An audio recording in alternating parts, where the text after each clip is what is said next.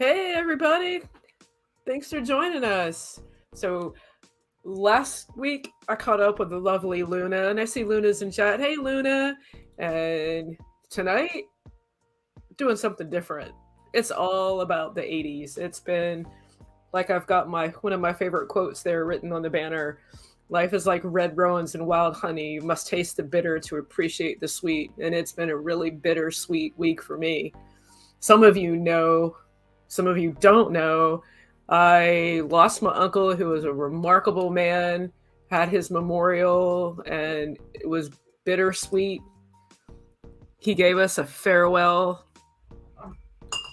and he had wine that he had purchased from 1910.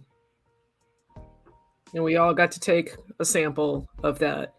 There's a story behind how he procured that, but that's another story for another time. I just want to say, Yama, hello, everybody. Thanks for joining us. And I got my brother Polly with me, and we're going to yarn about the 80s and more 80s and more 80s, and you guys are probably going to get sick of us. But hey, Greetings, Connie. Hey, 80 Joe. Hey, phobias. Ron. And I got another banner because this is going to probably be throughout the stream because this is why I've got Polly here. Polly's up and coming. He's got a good radio show and check him out. This is his where you can find Polly at. One Polly Nation on Independent Broadcasting Network. And with that said, bro, I mean that's the introduction. Let's yarn. Lay it on me. How's your week? What's going on? Okay, first of all, I just gotta say that your uncle made probably one of the best moves I've ever seen while checking out, leaving you a bottle of wine that's over 100 years old. Everybody should take a page from that. Everybody should take a page from that. Like, I mean, not like celebrating the loss or anything, but like, I mean, if you're gonna go, you might as well leave your fam with a nice little treat like that. 100-year-old bottle of wine. Come on. Well, That's he actually didn't leave me the bottle of wine after the conclusion of his services. It's a long story on how these became in his possession, but he held them back for us to enjoy and appreciate his passing and celebrate with him. and So cheers to him. everybody that was at the service, he considered friends and family, and he loved his friends and he loved his family, and that's how he wanted to honor everybody as we honored him. And I think that's just one of the most beautiful things. And I will raise my glass right now. And everybody in the chat or who's listening and who's listening later, raise your glass. Cheers. Well, since we're talking about music, I sadly never got to hear his Elvis stories, but Okay. others in the family have. Now we're talking. Are you trying to tell me that your uncle knew Elvis? Yeah, Oh my goodness. my uncle knew Elvis. My uncle knew the Colonel. Other people in his later life, he was one of the best friends with Jimmy Dean, the sausage guru. My uncle, from what I gathered from, because he was very humble, he didn't actually blab about what he's done and his connections and stuff. But after he got out of the service in his tour of Vietnam, he settled in Tennessee for a bit and opened up some landscaping companies. And he did groundskeeping for Graceland. There are a That's couple. incredible. There are a couple of times when I've heard family in passing mention that from time to time he used to deliver the newspaper to the king. Yeah, see, no, how many, okay, even how many people do you know that even has like a 6 degree of separation from Elvis? Like, this is insane. I feel like I'm privileged to know somebody that's even 6 degrees separated from Elvis. Yeah, so I mean, it was a sad week, but how can I be sad when the man just keeps giving? I mean, he was like a father to me, and I know he's always around. I mean, he was awesome. I'm and honored and to uh, have such an uncle like that. and I'll bet every time you listen to Elvis now, you think about him. I will, but I So mean, there's a power in he music right there. he knew Elvis a little bit, but one of his favorite musicians was Frank Sinatra. Oh yeah, yeah. He had a golden voice, Frank Sinatra. Yeah. So yeah, I totally yesterday I kind of sacked out early because it was a very busy day for me. But the past like couple of hours, I've just been like, interesting year. Just picked a year at random and off the top of my head threw some songs together, and I was actually going back and making sure that I dated them correctly because there are songs that you hear now that you look at the date and there's like, no way, that can't be 1980. It just sounds like it should be in like 1987, 1988. Well, we're gonna fix everybody that's got those dates mixed up. We're gonna fix them straight, 1 year at a time. It's gonna be the best miniseries ever. It's gonna be the miniseries that never ends. Yeah, the mini mega series. Yeah. I'm really looking forward to it because I mean, it's not. Oh, I mean, the whole decade. It's not just music. It was fashion it's and no cartoons, stuff when candy, cereal, like advertisements. There's so much that's like stuff to unpack, it's vintage pop culture. and I feel like the relationship that we have is like we played with the same toys. We watched the same cartoons. Like we could have been next door neighbors as kids. We could have. Yeah. And it would have been like I mean, we've had conversations about the 80s in all the chat rooms that we can possibly mention about Yeah. like we've talked about strawberry shortcake, we've talked about He-Man, we've talked about Scooby-Doo, we talked like Yeah. all those cartoons, toys, the whole like just the whole it was kind of a weird transition in the way that media was utilized to sell things, mainly toys. Yeah. And I mean, Strawberry Shortcake moved in and it was bye bye, Holly Hobby. remember Cabbage Patch Kids too? Oh, yeah. I still have my original Cabbage Patch Kids. I think there's a lot to unpack just with Uh, that whole idea of a Cabbage Patch Kid where you got a fake birth certificate that came with the doll, well, like so that you could adopt uh, it. the Cabbage Patch Kid craze was like Christmas 1983. And I remember because I was lucky enough that at the time, my best friend when I was a child, who her name was Leslie. I collect Leslies. I know of 6 of them offhand that I have in my personal life. I know one of them.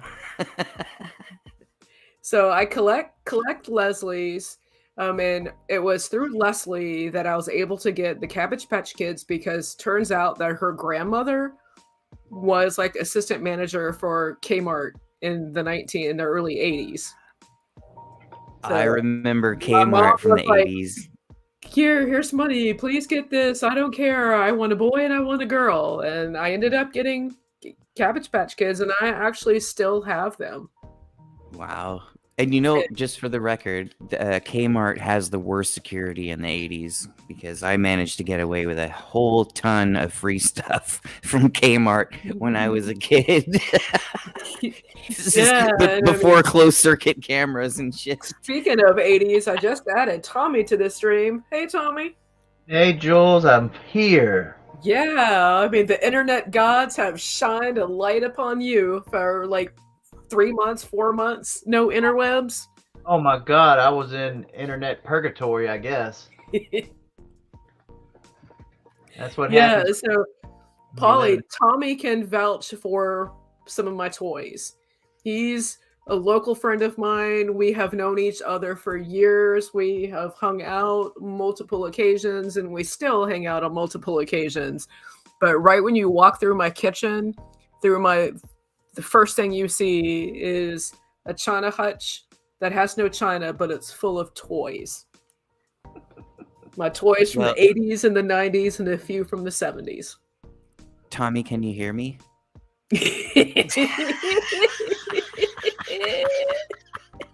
I can hear you.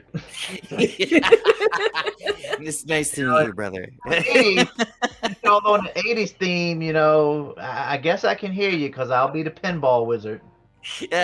Nice. Oh, he sure plays a mean pinball. Mhm. I'm Just no glad he's kill. not dull. No skill. Well, you Right don't on, kill- brother. Good to meet you.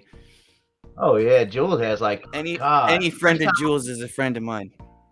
Yeah, the first time I walked into Jules' place, I was like, wow, it's like a retro museum up in there with the artifacts that she has.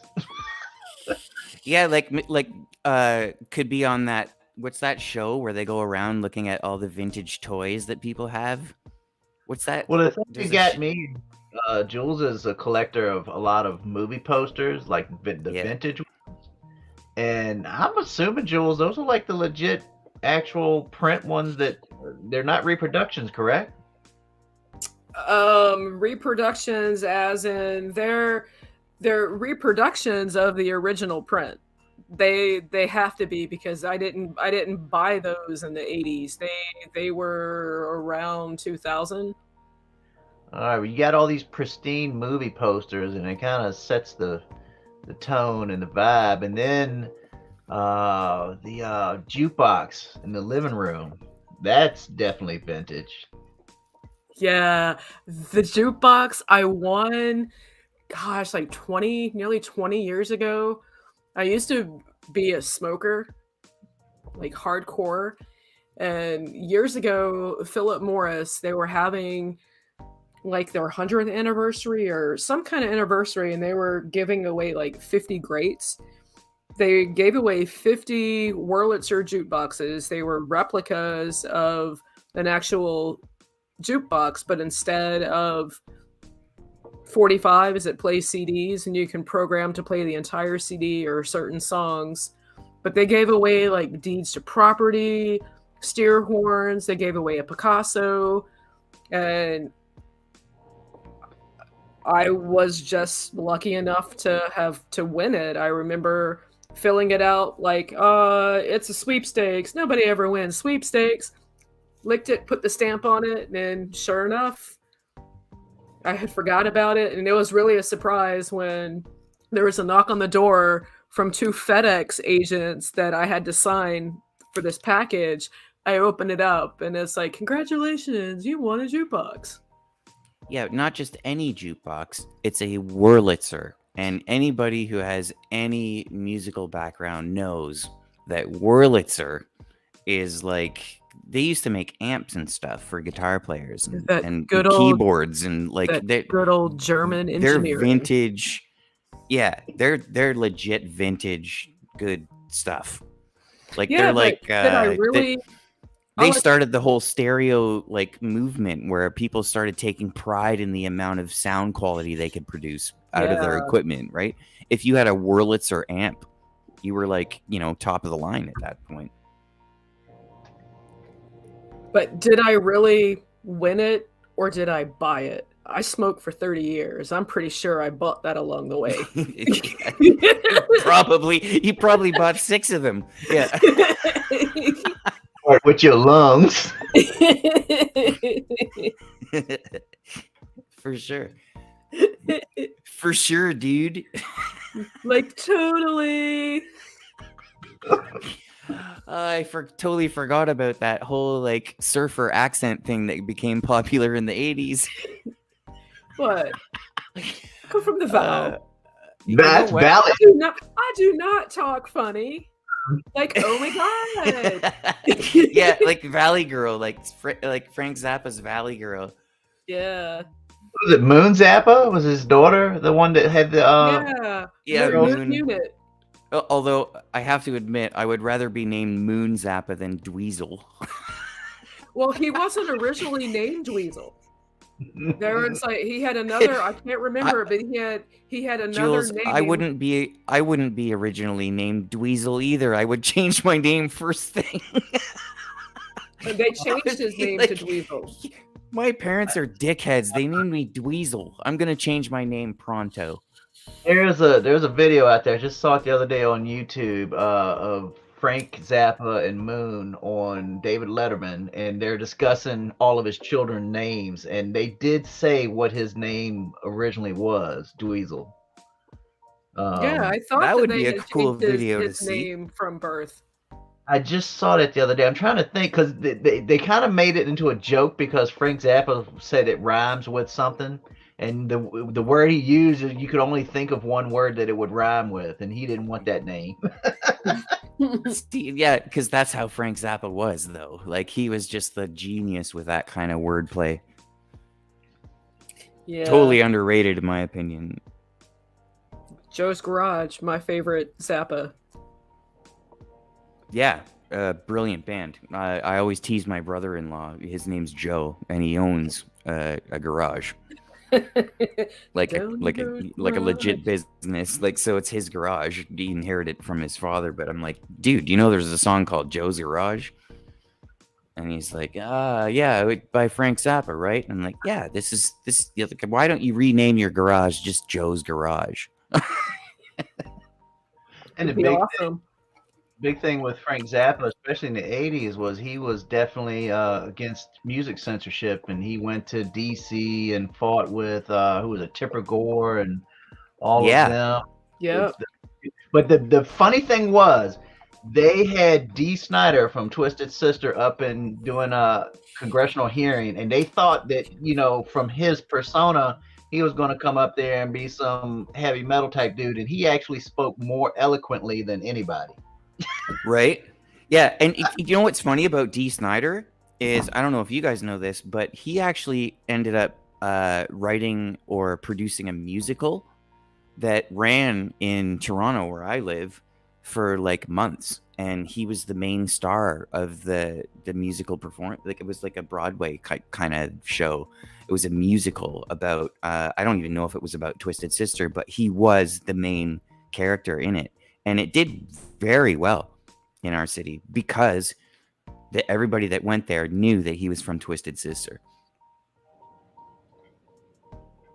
My favorite Twisted Sister, I can't remember the name of the song off the top of my head at this. I'd have to watch Pee-wee's Big Adventure again from that scene where they're at the Hollywood scene and Pee-wee's on his bike and they're like performing this music video and he's like crawling all over the hood of the car. Whatever that song is, that's one of my top Twisted Sister songs. Well, okay, here's a cool thing about Twisted Sister too, is that it was, I would say, probably one of the forefronting sort of memes of transgenderism in the 80s. Yeah. Like, I mean, Twisted Sister, the dude looked like basically just a really ugly girl. Dude. Like, that's what he looked like. The dude looked like a lady. Come on. Yeah, exactly. Well, and ironically, that dude looked like a lady too. Oh, he definitely looks like one now. I just seen a picture of him the other day. I was like, he looks like somebody's aunt. He looks like Janice Dick. You're talking about Steven Tyler looking like Janice Dickinson as a grandmother? Yes. Oh my God. They look the same. Time has not been nice.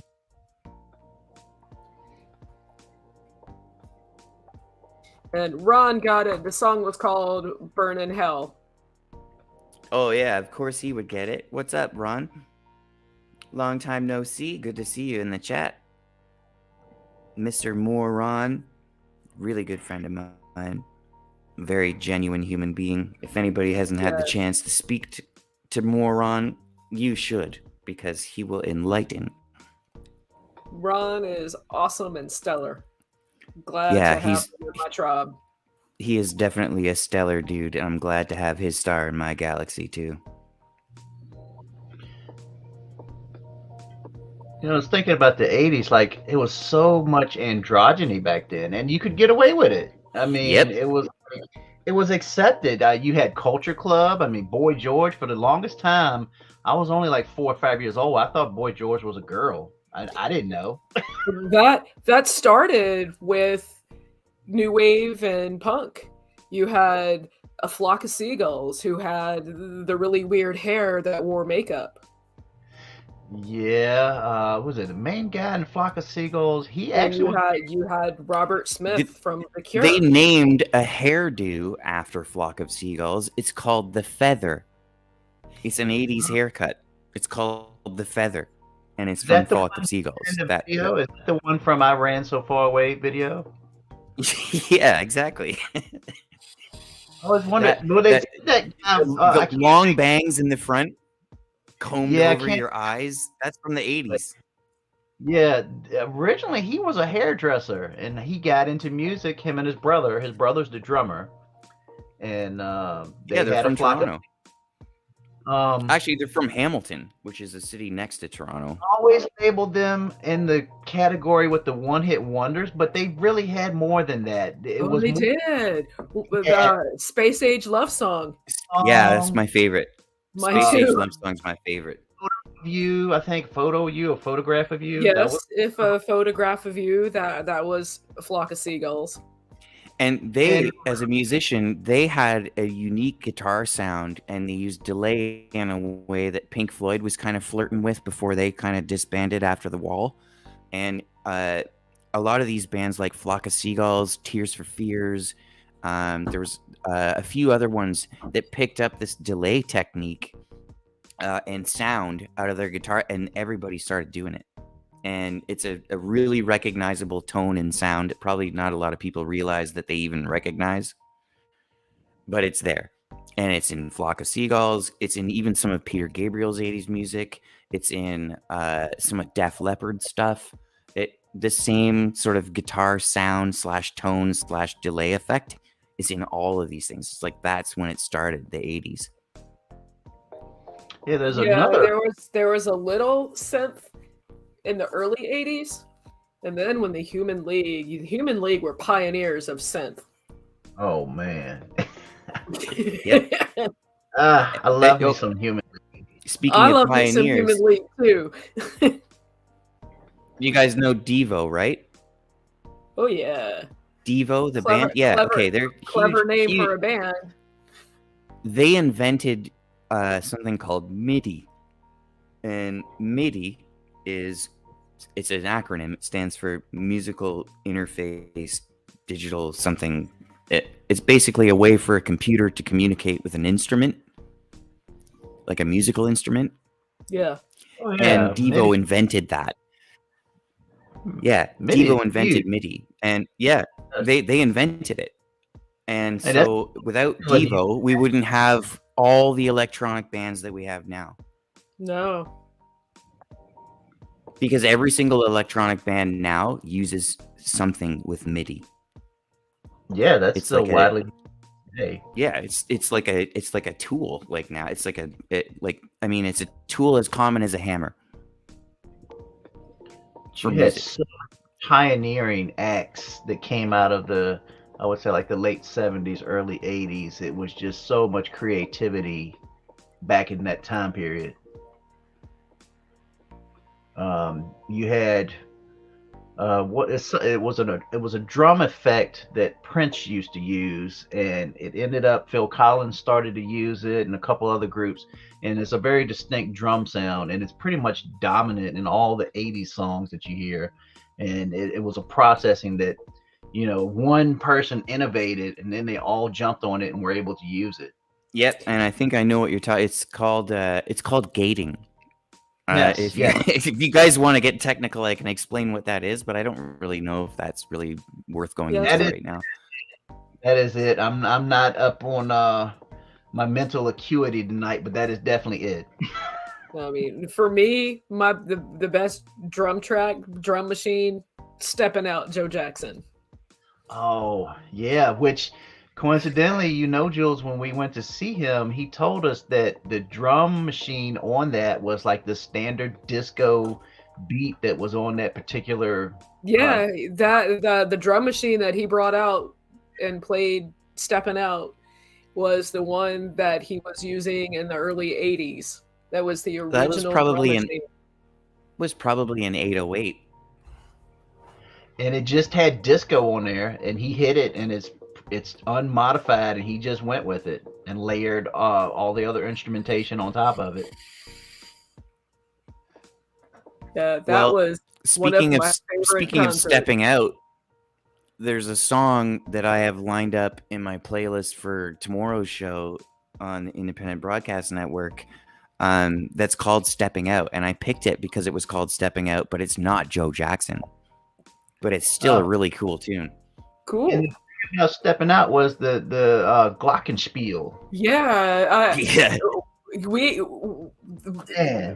The I remember venue that we saw Joe Jackson at, and Tommy got the history because we had got our tickets, and then they literally, the people who bought tickets, they made those standing up tickets, and they brought foldable chairs in. He packed this place out. It was at this place, the venue called the National here in town, and it's an old historic theater, and Tommy can tell you the history behind it because it's very entertaining. But we were separated. We didn't sit together. I ended up in the balcony. I was like front row balcony looking over and seeing everything that was going on. So I got a different perspective of seeing Joe Jackson than Tommy did, but I kind of wish that I was on the floor so I could feel the energy a little more. I got to be as close as possible to the music. In the 80s, how many farewell tours were done in the 80s? Oh, before the venue, not including the Who. Hey, Tommy, wasn't the National back in the day one of those historic bordellos? Yeah, I think it started out as like a brothel house originally. So I remember you were telling me that the guy you were sitting by, he knew the history of the place, and he told you everything about the National. And I'm like, I never knew. It was a contractor that was basically he was tasked with remodeling the place, and he knew everything about it. Like he knew stuff that wasn't even documented. So I don't know. Like his knowledge was extensive on the place. Yeah, I saw some pretty cool concerts from the 80s musicians there. We saw Adam Ant at the National. But I will say this, and Jules, you said it too, when we've gone to see a lot of these groups from the 80s in modern times, a lot of them still have the pipes, and a lot of them still have the energy. It's just amazing that it's like it's no longer the 80s, but the energy and the voice is still there. Yeah. Well, I can vouch for that because probably about 5 years ago, I saw Cyndi Lauper at a free concert, and she was a huge 80s star, at least in Canada. And she sounded exactly like she used to sound. Like she hadn't aged a bit in her voice. It was identical. And yeah, and I can had I known what I know now about deep fakes and shit like that, was it really her singing? I don't even know anymore. Like, I'm not probably gonna go ever see a real concert ever again because of these deep fakes and these AIs trying to replicate music that we have all attachments to, and they're just gonna, it's like low-hanging fruit for this AI. They'll just make music that sounds like that, and we'll think, oh yeah, it's just exactly like Cyndi Lauper or whoever, Elvis Costello. Did you guys ever see Elvis Costello in the 80s? Not in the 80s. I saw him in the aught years. No, but Jules and I went. We went to see Cyndi Lauper. That was one of our concerts that we went to. Yeah, that was an out of town excursion. Yeah, that was Or kind of on the harbor. Portsmouth. It wasn't. Yeah, it was Portsmouth. Yeah. So all the fancy yachts that all the millionaires had out in the harbor. I mean, some fancy, swanky, like decked out, like murdered out black yachts. It was Illuminati yacht.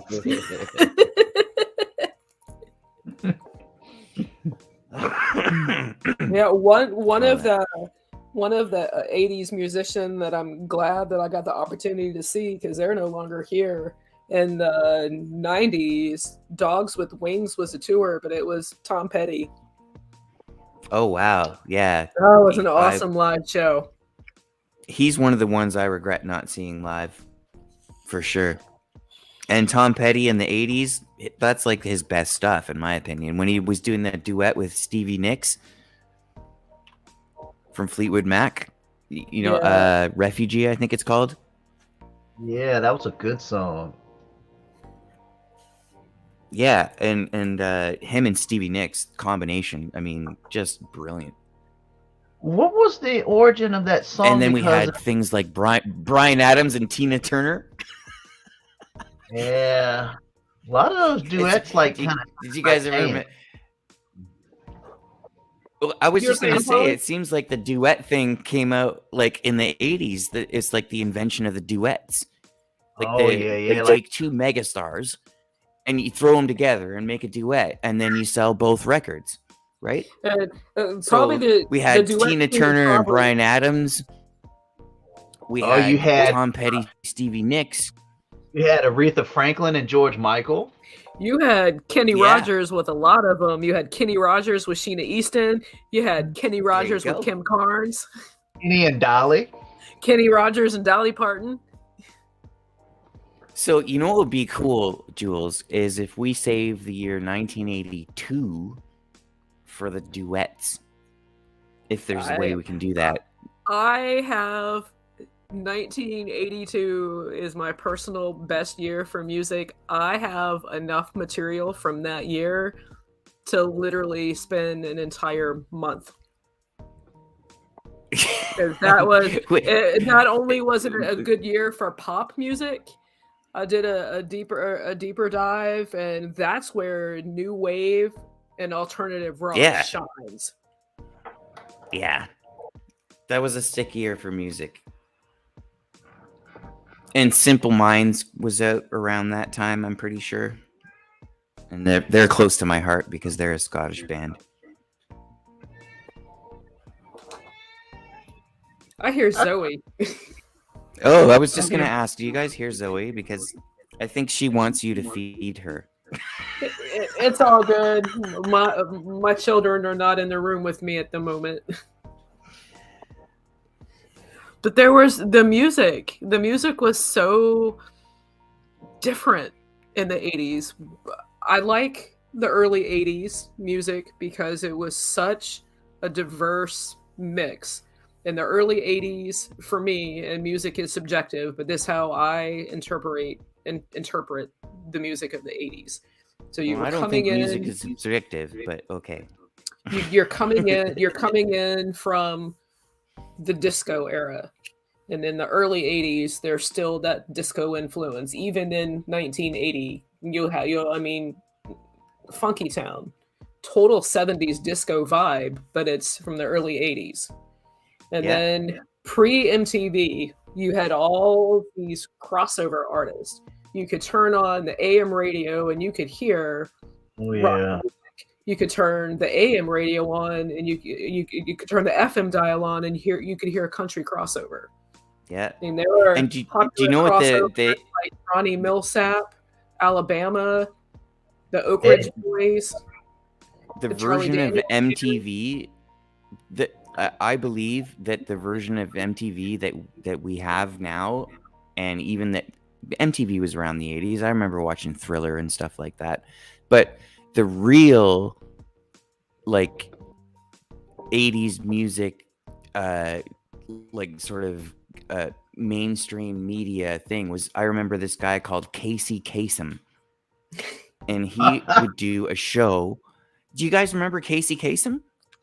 This is Casey Kasem reminding you to keep your feet on the ground and keep reaching for the stars. Yes, Casey Kasem's Top 40. It was like it was a weekly ritual before MTV came out. I'm sure Jules did as well. I grew up on that Top 40. It came on like every weekend. I want to say it was like Sundays where I was located. It was American Top 40. Casey Kasem's. Yes. I used to when I was a kid. I listened to that in Canada. Years old. I would go in the bedroom, grab pen and paper, literally write down what the top 40 was. I just looked up when MTV first aired. It was August 1st, 1981. Yeah, right. And you know what I used to do is I used to set up my ghetto blaster with a blank tape or a tape that I didn't want anymore, and I'd punch out those two top holes or put tape over them, whatever it was you had to do, so you could record the radio show on your ghetto blaster. Yep. And then listen to it at school. So did you know that with the advertisements and everything? Well, I got a little more sophisticated with the dual tape deck and actually made a mixtape. Oh yes, I got into that too. Yeah, the mixtapes were awesome. Mixtapes, but with MTV, though, the whole idea of MTV, it was to plug your speakers into your TV, because back in the early 80s, speakers were huge. They were like 4 feet off the ground. They might have been like 2 feet wide. MTV was designed so you could hook your speakers up to your TV and you could actually watch music in stereo. Yeah, that was a big thing when MTV came out. I remember seeing like some of the clips on YouTube, and they had like a separate thing with the audio where you could hook up your stereo somehow, and it would be a stereo broadcast while you were watching the video. So we were like that was surround sound in its infancy. Yeah. 80s had so like the early 80s, you had the remnants of disco, then you had the crossover. MTV comes along and changes everything, because now videos are becoming popular, and it's a new media, it's a new source. And then like in early to maybe mid 80s, 82 especially, you had the Human League, who came on with the synth, and from the Human League, that was different, and that kind of influenced the popish popular culture vibe of the 80s. You had a lot of one-hit wonders. You had other decades that tried to capture another hit but just couldn't, because they just weren't their instrument. For me, I don't think that their instruments were catching up with the synth that was so popular. Well, and then from the synth came in. You're touching on a really important point here too. Yeah, the synth that is from the synth in the mid 80s, like 85, 86. When you get to 87, for me, it took a nosedive. Music in the 80s took a nosedive. It went into a different era, and then it kind of got a little resuscitation when you had the influence of more R&B and more hip hop and rap emerge. Like the late 80s, when you have like Run DMC and Aerosmith, that brought that kind of segued. And then by the time you get to the 90s, you have like late 89, 88, 89, you had like Tone Loc, and then you had Bismarcky, and it started to diverge. But the early 80s, from 80 to 86, that's like the best years in music. I mean, some of the best movies coincidentally are from that time as well. What you were just saying. Yeah, and one thing worth pointing out there too is that like the transition from the 70s to the 80s was also a huge leap forward in musical technology as well as filmmaking technology. Like we were like literally all gears fully in motion on the development of the technology required to make media that got kicked into gear, in my opinion, right at the 80s. They started figuring out, hey, wait a minute, we can control populations with music and movies and media. And that's when they started really dialing it. Like when what you were just saying, Jules, about like how the late 80s kind of like got a little bit different. It's because that's when they were dialing it in. They'd already figured it out. Now they're dialing it the in. early 80s was a test run, and then when Right. by the late 80s they knew it was going to be a success, and they just kind of kept pouring it on. Exactly. I mean, they even made it. One of the main experiments for that whole transition was the Rolling Stones, one of the most iconic bands from the 60s and 70s ever, totally seamlessly transitioned into the 80s with minimal backlash from loyal fans. I have come to your emotional rescue. Right? Or Undercover in the Night. That video was so and then controversial. you had classics. You had two greats together. You had Mick Jagger and David Bowie. Exactly. All these duos start popping up. Then you had, what was it, like That's Starship? I'm saying, like, Transition, like, it was before my time, but you had like Jefferson Starship. Then they had Starship in the 80s, and then they had like a couple hits. Yeah, they sing one of our friend Kev's, Mr. Baker. One of his favorite songs is from Starship. You had and even that band is totally proof of how like they took all the big bands from the 60s and 70s and just kind of gently corralled them into this new technology. I'm talking about even bands like Pink Floyd. They were totally all like Pink Floyd was messing around with synthesizers in the 70s. And synthesizers didn't really become that popular until the 80s. So it's like the 80s was this like decade where they took organic music and GMO'd the hell out of it. Basically. Yeah, digitized it, because you had digital tape in the 80s, and exactly. The CD just came out, and that was completely digital. They were expensive as hell. I don't think I actually got my first CD until the early 90s, but they existed in the 80s. I remember my mom used to collect records, and she left like thousands of records behind. She used to call CDs, they're just shiny records.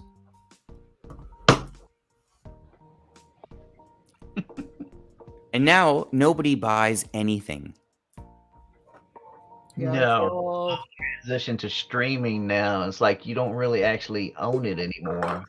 Well, I mean, it's even like if you're paying for music, you're kind of not knowing how to use the internet. Like, right? You don't need to pay for it anymore. You can get it for free.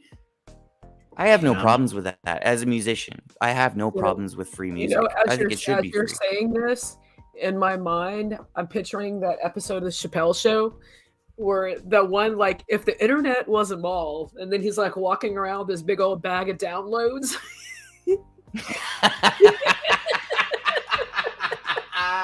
Yes, that's exactly it. And the other bag got other stuff in it that I can't mention here on the tubes. I love it. Music companies, they're still dinosaurs, though. They still haven't really figured out the whole streaming thing and paying artists. Like that whole industry is going to have to completely change. It can't exist now with modern technology. I don't even think it does exist now with modern technology. I think it's all like it's most of the vocals are all auto-tuned to shit. Like, why do you even bother having a vocalist if you're just going to auto-tune the crap out of it? Basically, I call them studio musicians or studio singers, because they can only sing in the studio. If they have to go out and do it live, they're terrible because they've been so polished. I mean, you can take anybody's voice, and if you know enough tricks of the trade, you can run it through a digital audio workstation, and you can make them sound like $1 million if you want to. Yeah, it's a DAW. Anything. The DAW. The DAW. Get it on the DAW. You Throw had that voice into the doll, and you're good. You oh, know what I'm saying, doll? what's the guy that does the auto tune? Like he made a whole career off of the auto tune. Who am I thinking about Yeah, here? I am Well, you actually guys are in happy to thought. say that I I'm don't going to know. take a quick moment and give a shout out to chat. I've got a dear special friend of mine in here, Rachel. Say hi to Rachel. Rachel is one of my oldest friends. I think we've Hi, known Rachel. each other for 40 years. Hello, That's Rachel. longer than I've known her. And it looks like Cinnamunk, but I've heard other pronunciations. So my friend Monk is here. Connie's here. I call him Simon. Ron is He's a brother. here. I found it. T-Pain. That's who I was thinking of.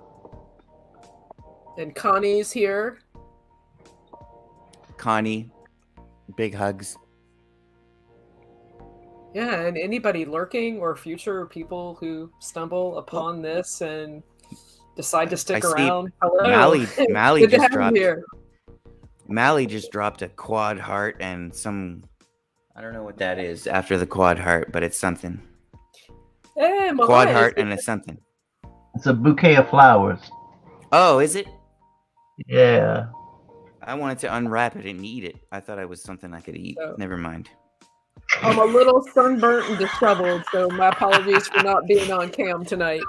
I mean, you can eat some flowers. I think you can eat some orchids, but I don't know what kind of flowers those are. So music, the music definitely entertained us in movies as well. Music and movies in the 80s went together. You had epic soundtracks. Yeah. Fast Times at Ridgemont High was an epic soundtrack.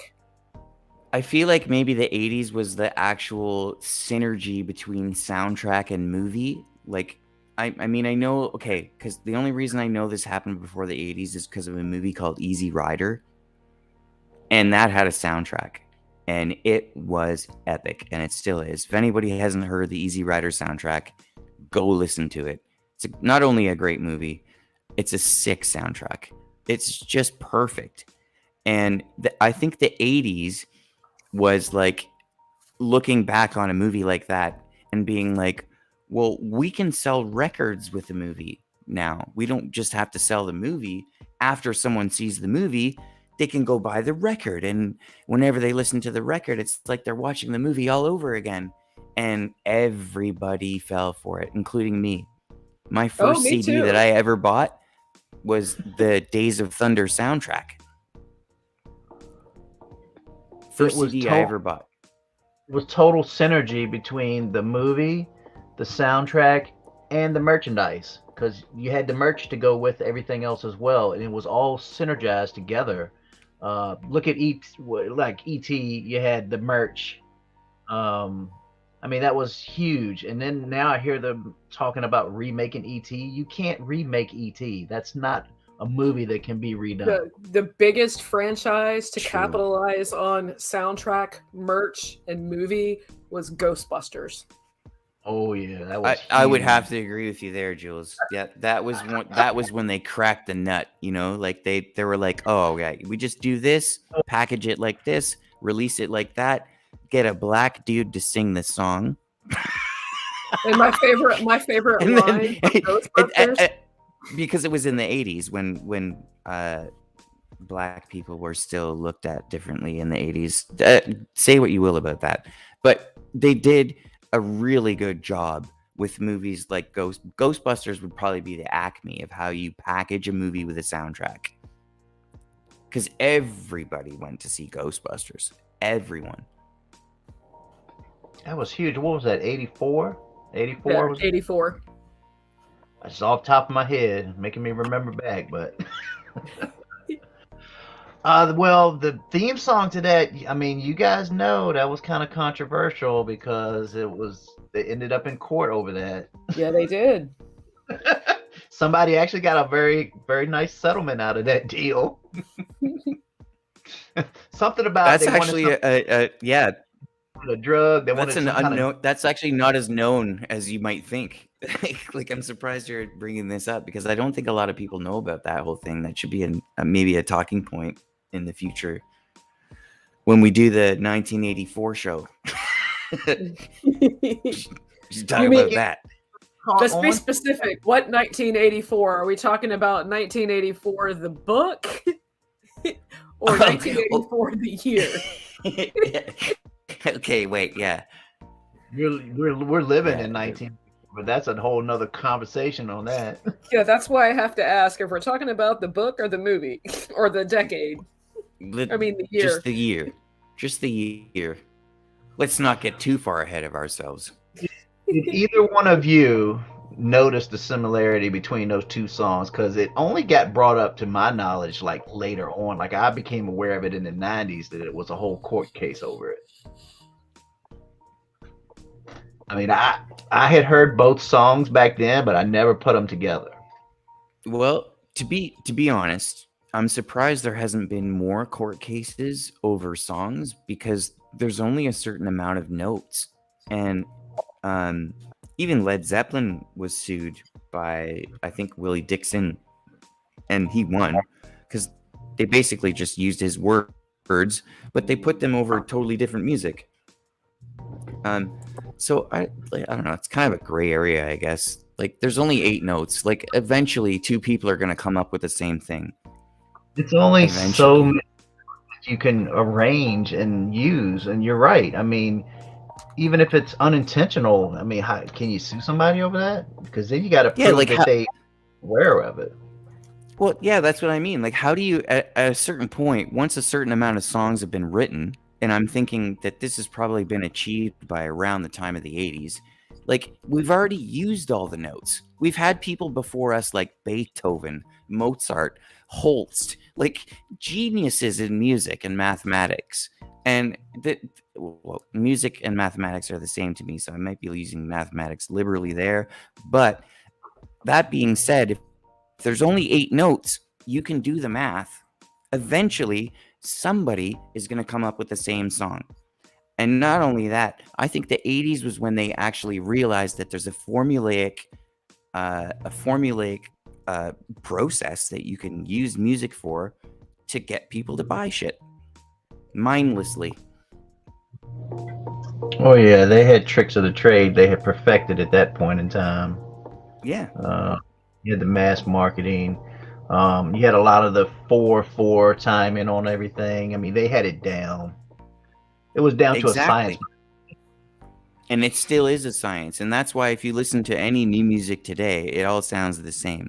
It's only 3 notes. It's usually A, G, and C. They use those 3 notes. Sometimes they only use 2 of them. Sometimes they only use 1. And then they just get some auto-tune voice. This is where I thank you for literally explaining why so many people that I encounter, myself included, just don't get today's music. Yeah, I don't get it either. And I was willing to blame it on age or whatever, but you're right. It's just there. Nah, Jules, I feel like people even our age and older have been listening to the same 40 songs for the last 35 years. And it's driving me nuts. Like, point. And you know, it's just like you officially get old when you can't listen to popular music anymore, pop music. Like, if I listen to the stuff out there today, it just sounds like so simple and stupid to me. Actually, it is a lot. It is. But if you want to hear some real music, you come and check out my show tomorrow. I'll play some. It's new as well, and they're using tools that are new and everything, but there's no auto tune, and it still has soul. You can still tell there's a human behind it. Yeah, the mainstream stuff I think suffers the most lyrically. The lyrics are just so dumbed down and stupid, and a lot of it is like not even English. It's just like, yeah, dude. I don't even call it lyrics anymore. I call it rhythmic syllables. Like they're not even words. Like we might as well be watching Teletubbies doing karaoke. Yeah, and just syllables or something because it's not even like actual words or letters or anything. They're just like, just sounds. It's Exactly. Lyrical genius. I mean, I don't know. Maybe in the 80s, you had songs that would paint you an entire picture, and you could listen to that song lyrically, and in your mind, you conjured up an entire image from the beginning to end. A lot of those songs back then told a story. Exactly. Right? The song that did that for me the most, and I listened to it. It was Thanksgiving, this past Thanksgiving back in November. I was driving to my uncle's, and it was nearly a 2-hour drive. And I was flipping back and forth on the radio, and Coward of the County, Kenny Rogers came on. Oh yeah. And it tells a story. And going back and listening to those artists in that genre, especially the country ones, they told a story. And then in the 80s, in the early 80s, some of the pop ones did, or the scene was already set and something had happened and they were commenting on something. It was a story, or you knew something had happened and the song coincided with it. And you also had to use your imagination a lot because artists got away with a lot of nuances and double entendres, and they would use wordplay like Prince Little Red Corvette. That had a meaning to it, but on the radio, it's people taking it literally, a little red Corvette car. No, that's not what that song is about.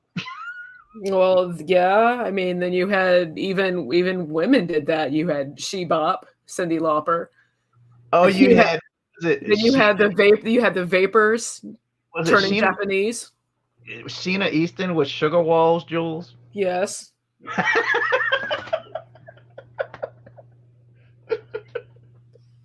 I mean, and MTV, did they even? I didn't get MTV in my neck of the woods when I was a kid until like literally the late 80s. But physical wasn't played. The video wasn't played in a lot of places.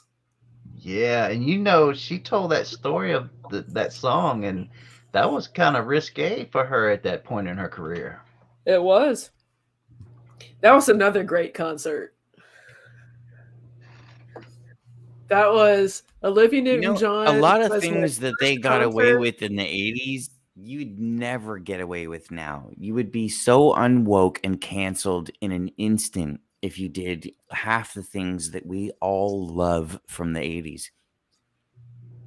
And that's why the 80s are great. And nowadays, with the cancel culture, you have no substance. Everything that would be entertaining and fun is taken away. And we had real sugar in our treats, but our snacks back then. It wasn't contaminated with peanut butter. We're gonna load up the flux capacitor and go for munchies. Oh man! The Carnation breakfast bars in the 80s, the early 80s, those things were like candy bars. Do you know how many kids I killed with my lunchbox in the 80s because I had peanut butter in there at one point? I remember, what was it, like 80 to 83, 84, they still had sugar in the soft drinks. They didn't switch over to high fructose corn syrup until sometime in the early 80s. That I'd have to actually dig and look, but why am I thinking that the high fructose corn syrup came in with Coke around the time? I'm sure you guys remember when they tried to pull that new Coke on us. Yeah, I know that new Coke had that corn syrup in it, and they were trying to do the old switcheroo. So get rid. Then they had it bombed. They had to bring back Coke, and forevermore, it's known as Coca-Cola Classic. Well, what was it? One of the myths on that was say hello to my little friend. Coca-Cola Classic. Give me a break. It was so funny. I remember when they came out with those bottles too in the 80s. They came out with the old 60s and 50s like mini bottles, those glass ones, and you could take them back to the store and get 20 cents for them. But you have to admit that the '80s sparked the whole cereal phenomenon. Tie in I was cereal just with gonna your say movie. serial Tie killers. in cereal. I remember Cereal. seeing Hey. Smurfs had a cereal. Crunch Berries was their cereal. E.T. had a cereal. Mr. T Yep. had a cereal. Oh, I pity the fool. But you know what, Mr. T? I'm sorry. You totally stole Captain Crunch. Like Mr. T cereal is Captain Crunch. It's the Mr. T same cereal. cereal is Captain Crunch with brown sugar. It's I pity the okay. fool. All that It's cereal. brown sugar with a mohawk. Hey, that cereal was good. I loved me some Mr. T cereal. I did too. I'm not gonna lie. Mr. T was good. I, And that's why I I still eat always Captain appreciate Crunch. that scene, the breakfast scene from Pee Wee's Big Adventure when he's like pouring his Mr. T That's the cereal. best scene in the whole movie. That whole scene where his his whole like breakfast like machine like kicks in after his alarm clock goes off and everything just like yeah. That's how like the 80s was like we're going to be the Jetsons soon. Well, you had the whole Rube Goldberg thing with the breakfast machine in Pee Wee's Big Adventure. Ironically, that 1985 and one of the biggest blockbusters for our generation in the 80s, The Goonies. The Goonies also had a Rube Goldberg thing contraption. Yep. They Those are the also had only their two own movies cereal. that I can think of that had that, and ironically, they're the same year. But speaking of Goonies, did you know that they actually found the Inferno? The real life Inferno was found last August off the coast of Oregon. Okay, this is why this is why I would never ask anyone else to do an 80s show with cuz you know this stuff. No, I don't know this. This I is was awesome. looking at stuff, piratical stuff, throwing my pirate show together with Luna and Nano Girl, and I was like, that's super cool. I mean, when I looked up shipwrecks, that was like recently, it was like within 2 or 3 days when I found that. And I don't ever remember coming across that in mainstream news. It just kind of happened to show up right when I was not looking for it. But wow, perfect.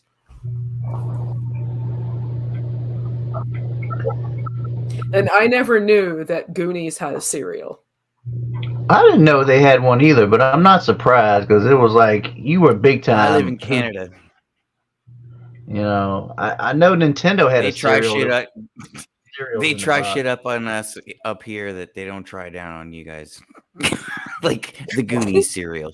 Oh, stuff.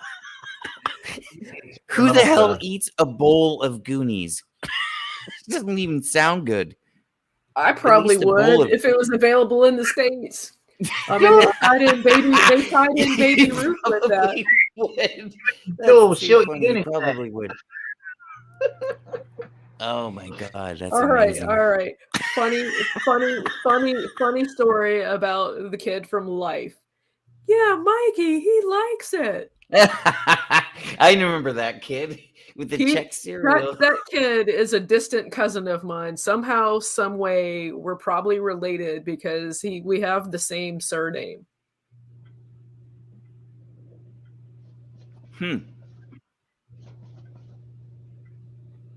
So that's my only connection with Life cereal. I've tried Life. I think we should track him down. Jules, we should track him down and see if you guys are actually legit relatives. It's easily done now. The power of the internet. Yeah, you just give them your DNA and a piece of your soul, and then they'll go and match it with somebody else's piece of their soul that they got from their okay. DNA. I want to keep my soul intact, and I don't want to give away my DNA. National This DNA. is why I'm not a. This is why I'm not a salesman. There's a big salesman, the traveling door salesman. Hey, wasn't that also a movie from the 80s? Dustin Hoffman did a movie, the Traveling Sales. Wasn't it called The Traveling Salesman? Dustin Hoffman played the main character, and it's a really famous book, and I thought it came out in the 80s. not the book, but the movie about a salesman, and it was like a book that I was forced to read. Yeah, I know what you're Can't remember talking the name about. of it, though. It was I think by that might have come I out have in the no 80s. idea what you guys are talking about. Death of a Salesman by Arthur Miller. Yes. Yes. Thank you. All right, And yeah, also, and there I was pulled that another out of- movie that came out in the 80s that was called To Kill a Mockingbird, I think. And that was That a was- great movie as well. wait, And I was wait. forced to read Can that. we go back to Death of a Salesman? It's slowly coming back to me. Isn't that wasn't Peter Sellers in Death of a Salesman? Peter He could Sellers have was been. I think he was. He was one of the inspirations behind the Pink Panther. Oh yeah, Connie is right, and I was just getting ready to say this. Yep. It was originally a Broadway play. You beat me to Just it, like Tommy. Grease was a Broadway play, or maybe it wasn't a Broadway play, but it was a play that inspired a movie. Yep. A lot of inspiration back then because you had the play West Side Story, which was basically used as the foundation for "Beat It" by Michael Jackson. Yep. That's the West Side Story. Hey, have you guys seen the Indian version of the video for Thriller? It's like a Punjabi version. I haven't, but It speaking of brilliant. Beat It, that lovely guitar from Eddie Van Halen. Right? And no, a lot of people don't know that's Eddie. Yeah, 80 artists in the 80s used to share. Go listen to 2 songs from the Eurythmics. Listen to There Must Be an Angel Playing with My Heart, and listen to Missionary Man. 2 completely different sounding songs from the same band. You have one of them that's sweet and light and very flowing, and then you have one that just has rhythm and percussion and guitar and everything, but they both have harmonica. The guy playing harmonica on both of those songs, Stevie Wonder. No way. Yeah, Stevie That's Wonder a cool piece was of trivia. Stevie Wonder was harmonica on those 2 songs. That's a cool piece of trivia because apparently he was known for his chromatic harmonica playing. A similar comparison or analogy or tidbit. The song "China Girl" by David Bowie. You know that song? It's from the 80s. Yeah. The main guitar riff was played by Stevie Ray Vaughan. Because he used to be a studio musician before he made it big. And he played on David Bowie's record for China Girl. It's a lot of stuff like that where artists contributed to other songs and they didn't get any credit. Because going back to the whole Eddie Van Halen and Beat It thing, he did that for free. He didn't get paid for it. He didn't get at the time he didn't get any credit for it. He didn't want to be listed or anything because Van Halen they had a whole deal about they wouldn't do separate side projects or solo projects. So Eddie was kind of hesitant about doing it to begin with, and then when he did it, it was more or less a favor to Quincy Jones, who had kept bugging him about it. And they were at Westlake Studios in LA, and when Eddie did his solo, the amplifier literally caught on fire in the studio. Yeah, I don't doubt that. It literally you know caught what on this fire. reminds me of? Out. This reminds me of when Michael Jackson recruited.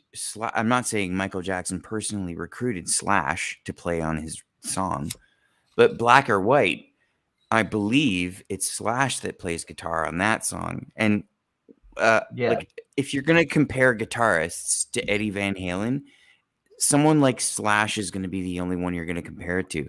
So it seems like they just took that same formula and tried to redo it in the early 2000s with Black and White or Black or White, whatever that song's called. Magic. Because a lot of people don't know as well. Like Eddie did that. He did that in one take. That was it. Dude, Eddie could do that in his sleep. Like, seriously, Eddie could do Michael Jackson music in his sleep because he's that good. Like, he He lives, breathes guitar. There's Yeah. stories of him, people watching him sleep, okay? And his fingers are moving in his sleep because he's playing guitar in his dreams. Like when you watch a dog when they're sleeping and they're like twitching their leg because they're like dreaming about running after something. Eddie Van Halen used to twitch his hands because he was playing guitar in his sleep. We were talking about duets and duos. It wasn't always male female. There were popular duos that were two dudes. Paul McCartney was one of them. Paul McCartney and And Michael yeah, Jackson. Yeah, you had that say. the girl is mine, but they were arguing over a Yeah, girl. those two. Then you had Actually, they did 3 songs together. They did Say, which was on Pipes of Peace. then you had Oh, yeah, they Stevie did. Wonder and Paul McCartney, Ebony and Ivory. Oh, yeah. Oh my Yeah. goodness, they totally did. I forgot all about those ones. You And remember? then there was the biggest collaboration in of the decade was in 1985 when We Are the World, USA for Africa.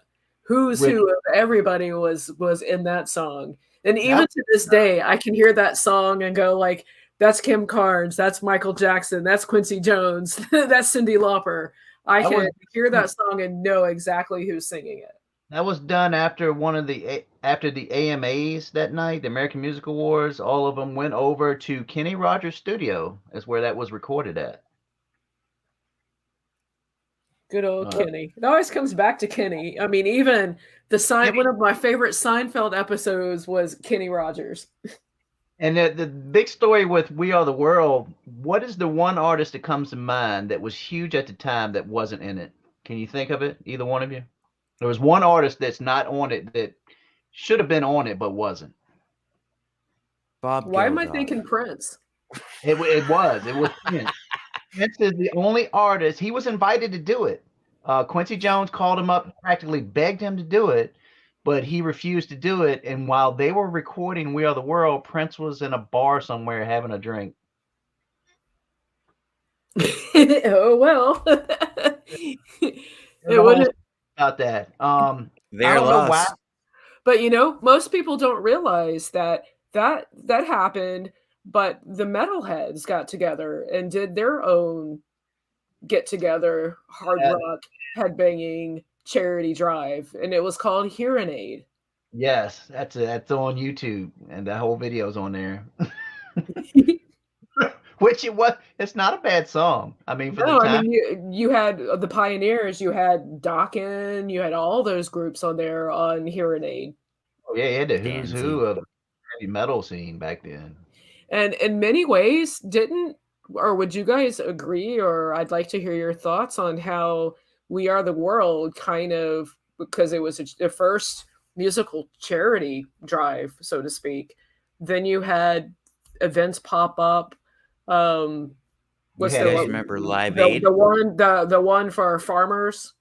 you have Yeah, Farm Live Aid. Aid. Yeah, Live Aid, Farm Aid. You had all those charity shows. And it was that And then Hands we had Across. there was an aid, I think, as well. An AIDS aid or something in the 80s, wasn't there?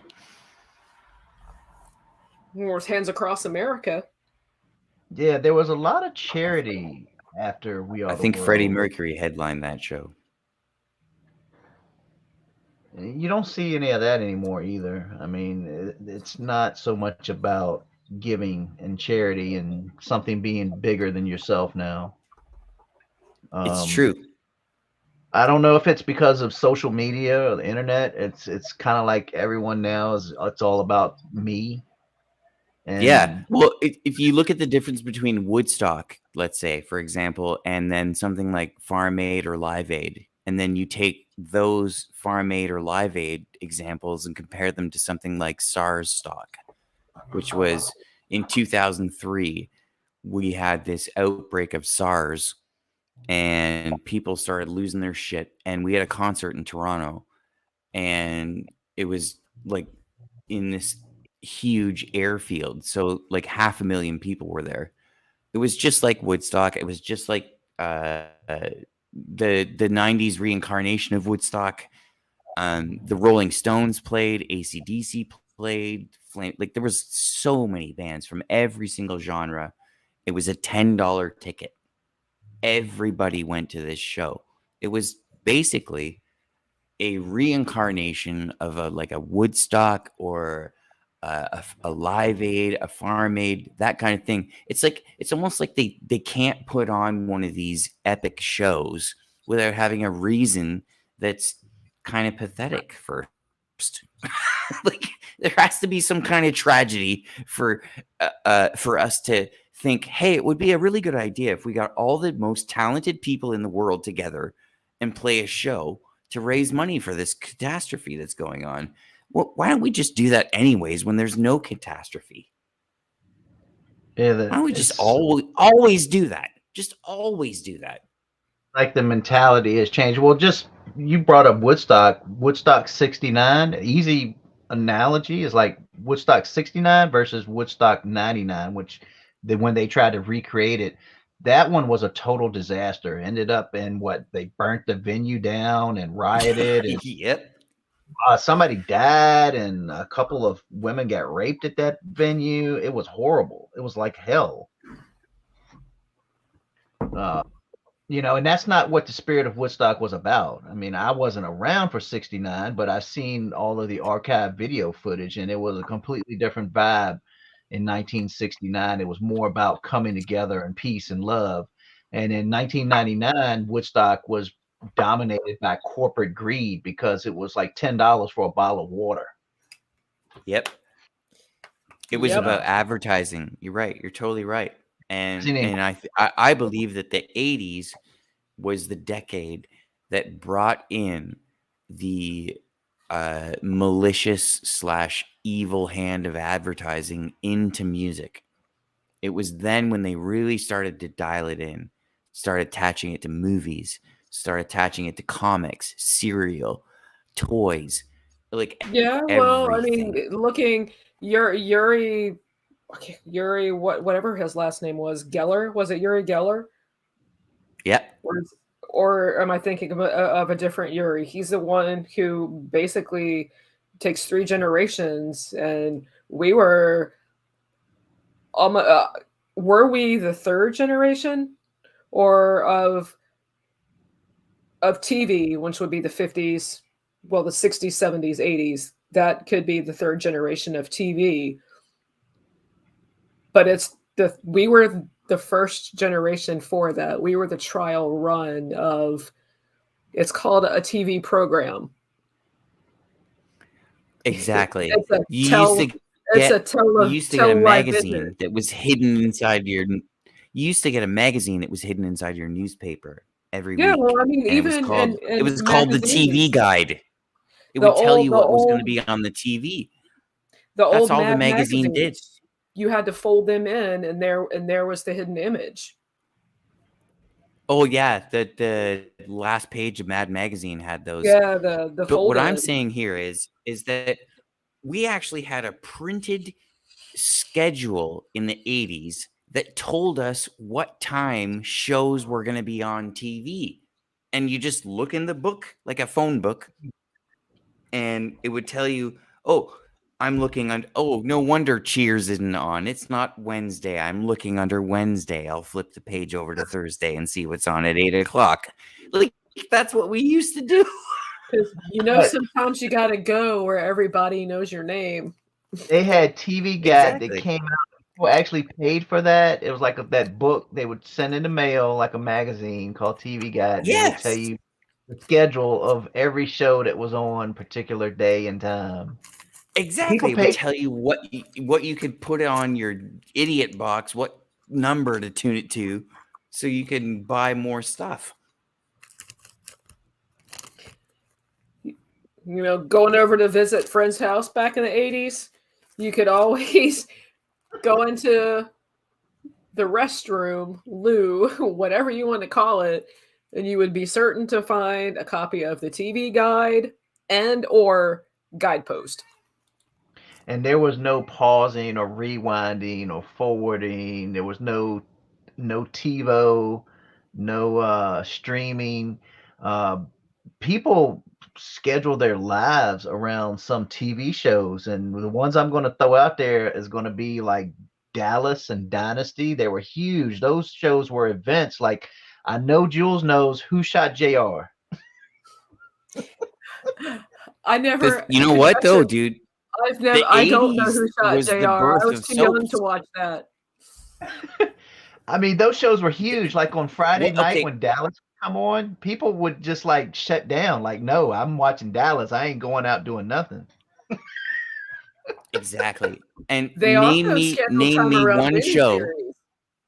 Name me one show that has lasted as long as some of those shows that started up in the 80s. Like at one point Cheers was the longest running sitcom. At another point Seinfeld was the longest running sitcom. But they came out with these things in the 80s. Wasn't MASH MASH one of was the a longest yeah, running? MASH came out in the 70s though, I think. But Well, yeah, MASH would count in the same category.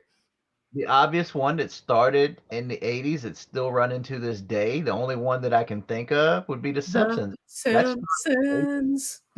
Well, that's there's an older show that's been running for close to 100 years now. I think it's coming up on 80. It's a show called Coronation Street, and it's Wow. basically just a soap opera, but it's got nothing to do with the 80s, and it's been running a hella long time. Let's just put it that way. It's BBC, still running. the Yeah, British. of course it's BBC. Yeah. Okay, yeah. Just a curious thought. The Simpsons. I haven't watched The Simpsons in decades, but it seems like, are they on? Because every now and then you'll get a little nugget of, well, that actually happened. That who saw The Simpsons knew that. I mean, The Simpsons are good at prophecy and foretelling.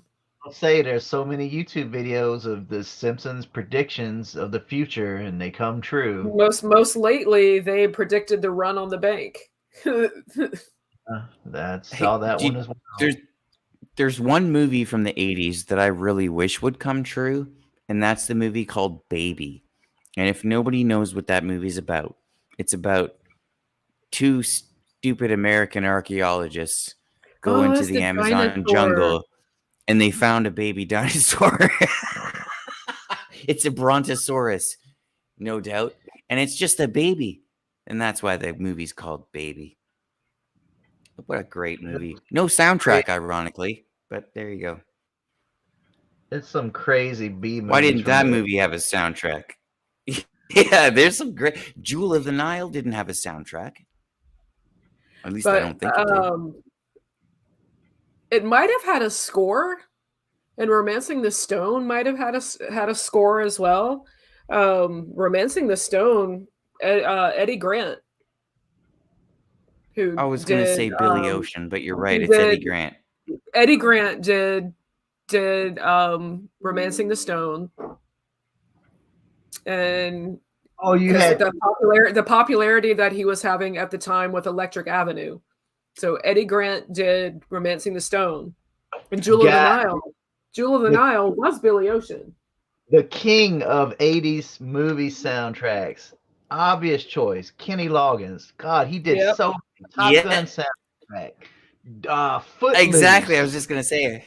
I mean, Highway to the Danger Zone. Caddyshack. He was probably the king of the 80s soundtracks for movies. He was the go-to guy back then. Footloose, Caddyshack. Yes. Top Gun. Yeah, we got to get into people like that. People that don't know about those people that they were in charge of picking the songs for the movies. He even did. Some people might not remember this movie, but it was that Stallone movie, Over the Top. That was actually Kenny Loggins that did the. Yes, it was. The arm wrestling movie. Yes, it was I remember that movie. Yes, it was. I wanted to arm wrestle so bad after that movie. And the thing about Stallone, I was like, look, I even got one arm bigger than the other. Let's go, bro. He did that just for the paycheck. He's like, I just did that movie for the money. That's amazing. Because that was Of course they Carlco, would. which is the company that went bankrupt. They also did, God, they did all that. They did the old Chuck Norris movies back then. Who was it? Charles Bronson. What was the movies that he did? He had like a bunch of them too. They were doing No, like it was popular, but I never really followed much into Bronson. he's an interesting character with his backstory. He had been around. God, he was doing what, the spaghetti westerns and everything back in the 60s and 70s. It's always, if you look up like an actor, and it's always like an interesting backstory to him. It's like they That would get. be Raiders of the Lost Ark. Speaking of which, the movie that was based on someone's real life, Mommy Dearest. You remember that movie? That came out in the 80s. I think it was 1980 actually. It could have been. I don't think I've seen it. That was based. Blade Runner is definitely 80, and Blade Runner and Tron actually both, I believe, came out in 1982. Oh, yeah, Tron was cutting edge at the time. Cutting edge. What was that? The rotoscope technique to get that neon effect. Yeah, Indiana Jones Raiders of the Lost Ark, that was the first in the franchise. That was 1981. Speaking of which, Indy 5's coming out, what, this summer sometime? Dial of Destiny? Which I don't have high hopes for because I don't have high hopes for it either. I've seen the previews for it, unless they like really, really, really, really I do tried to some like digitally enhancing. I tried to like Crystal Skull, but it was gone. The first original three were it really. Yeah, I liked the Crystal Skull, but not as much as I like the others. I Yeah. mean, it's Raiders of the Lost Ark or The Last Crusade, then Temple of Doom, then Crystal Skulls. That would be my order too, actually. I knew I liked you for a reason. Well, let me ask you two this question, because I've heard that the character Indiana Jones was based off of Admiral Byrd, and I have not hopefully, well, heard, I'm but pretty sure Admiral Byrd, if that's Jules knows who Admiral Byrd is, and apparently his whole character, his whole like demeanor, like mannerisms, everything was apparently taken from Admiral Bill Byrd. Admiral William Byrd. I haven't heard that, but I would not be surprised. I do know, well, Lucas and Spielberg, they borrowed and were heavily influenced by a lot of different things. It wasn't so much original thought with them. They kind of adapted and used things because even within Star Wars, Lucas, a lot of that came from the old Japanese. It was a particular Japanese movie that was inspired by, and Spielberg, Yep. Jules. And I heard Jules, he hijacked a whole bunch of stuff from the Vedas as well. yeah, he did that as well. And then Jules can fill you in on Spielberg and what's the movie that I'm thinking of, Jules? Uh, Something the third kind. Close Encounters of Close the Third Encounters. Kind. Yes, Uh, that was based. Spielberg also did E.T.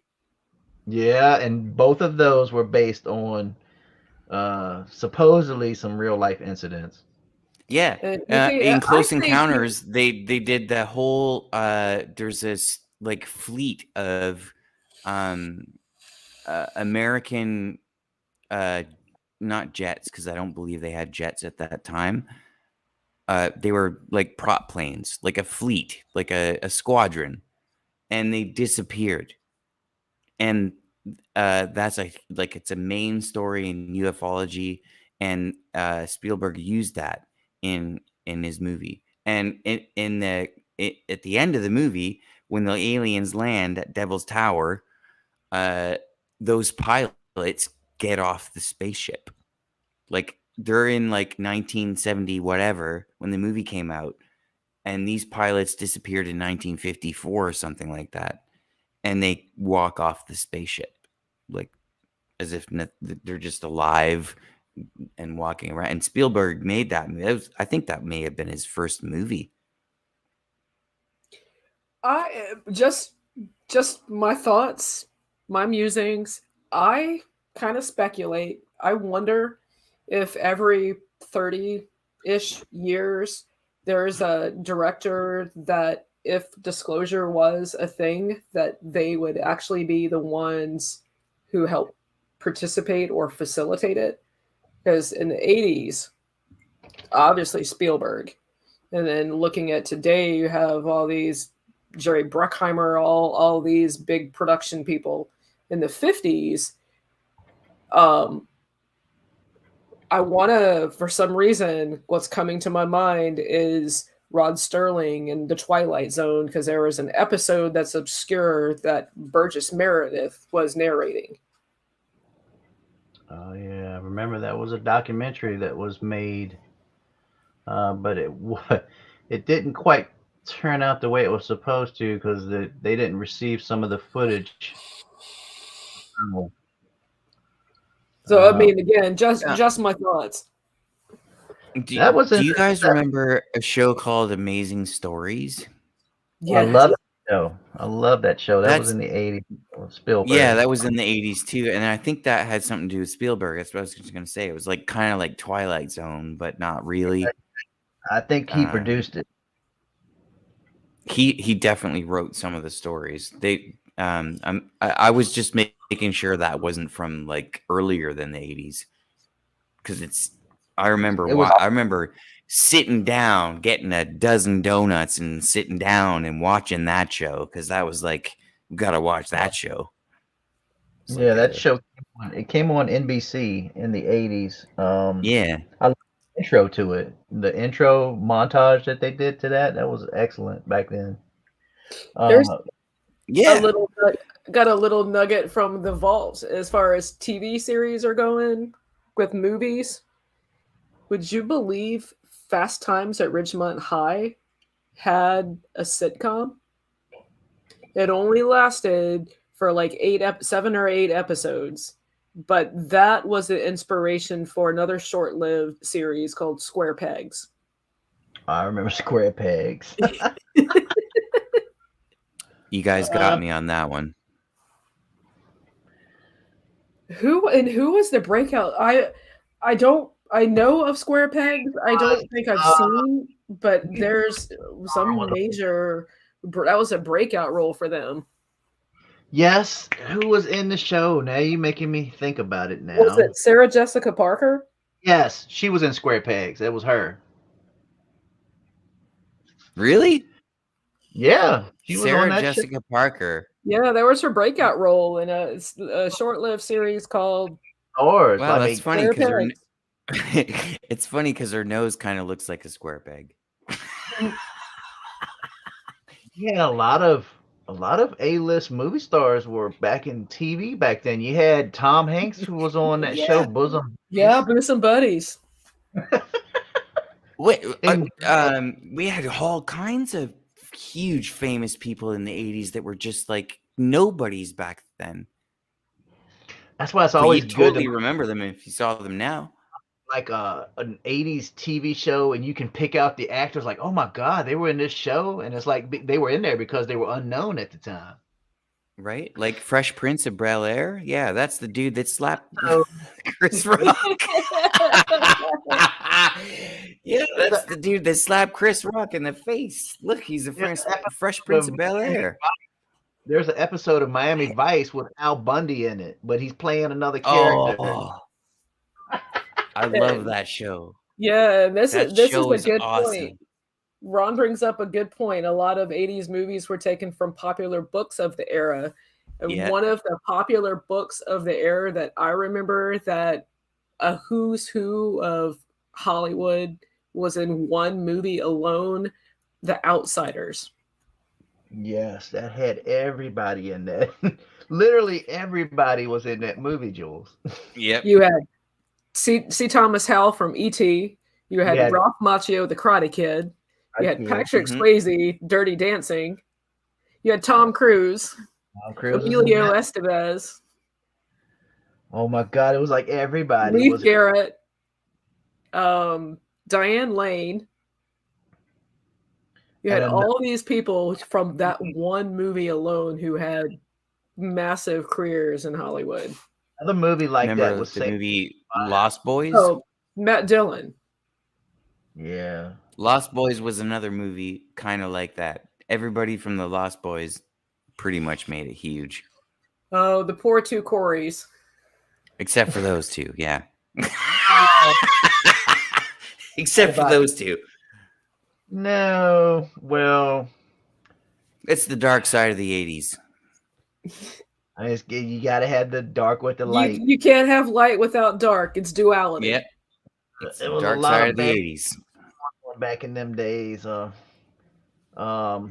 I don't know what Feldman's thing was. I mean, he's still alive to tell the tale, but Corey Haim, on the other hand, he just was kind of like a victim, really, and got messed up. Um, there was a lot of bad things going on back then, and I, I'm sure it's still going on. I mean, it's Hollywood. It's a lot of uh, inappropriate stuff going on with children, and I'm sure it was going on in the '80s too. You had the little girl from Poltergeist who allegedly was involved. Yeah. Heather O'Rourke. Yeah, she died under mysterious circumstances. Yeah, you know what's fucked up about that is because I'm the same age as her if she was still alive.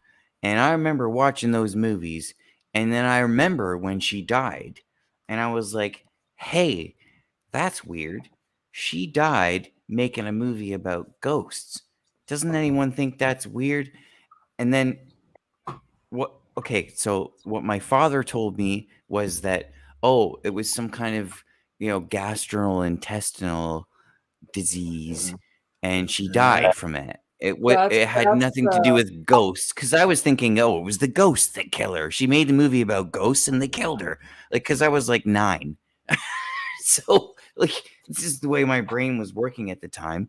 And my dad's like, no, she had some kind of like rare disease. And it turns out later I find out that this rare disease can be caused from things like rape. yeah. Yeah, because the story that I came across on the interwebs is she was a guest on the show. Matter of fact, it's when she died. She was supposed to be a guest on a TV show, and she died. She was admitted from the dressing room to the hospital with an object in her rectum. And the story was some people on that show did some very bad things to some children, and they were playing with her, and it ended up going bad, and she ended up dying from it. That was like the unofficial story to the whole gastric blockage that she had. It was unfortunate. And she wasn't the only one from Poltergeist that died. There were other people from That's that what I movie. heard. Yeah. I do know that I heard that the skeletons in the pool were actual skeletons, that they were not props. They were literally like real life corpses that they put in there. They they couldn't afford like mock-ups of it or something. It was cheaper to get the real thing. So when you see the scene of them in the pool swimming, those are real bodies in the pool. Wow. I did not know that. I've actually never seen it either. The people on the set, very few people knew that. I don't think the actors even knew that they were real, but the prop Well, people, they knew. I'll say this.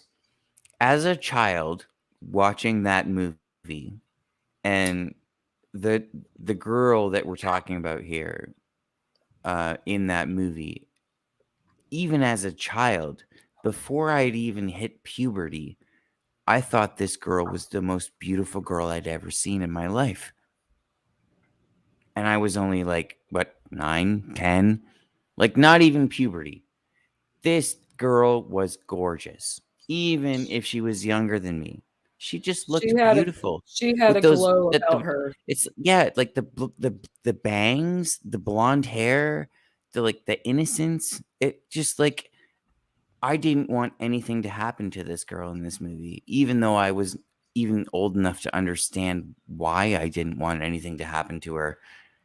I figure in that movie they had already figured out how to manipulate people through media, and they're just like wait until fucking Facebook or something comes along, or the internet, and then we'll really get them.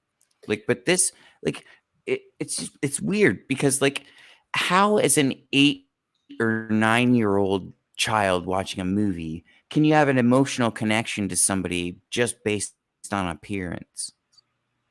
Because that's all it was. It was it was her face. It was her bangs. It was her voice. It like it, she was just the most innocent little blonde-haired child, the same age as me when I was watching the movie. So I was just like, I'd like to be her friend. And And and maybe then you come back 40 years later and you realize that it was all planned. the same person that discovered her was thinking that because she was discovered by Spielberg. He picked her out and cast her in the movie. Exactly. And of course you learn this later and you're like, okay, well, does that, because it's almost like destroying a hero in a way. Like when you find out that Jim Morrison was the son of an admiral that caused the false flag of the Vietnam War, you're like, well, shit, I love Jim Morrison, but Well, now he's a dick. there's the old saying that you should never meet your heroes because you'll be disappointed. Yeah. We build up these So images of people in our minds, and the reality can be completely different. Yeah, I right. mean, and the key word there is can be, because one of my most rewarding moments was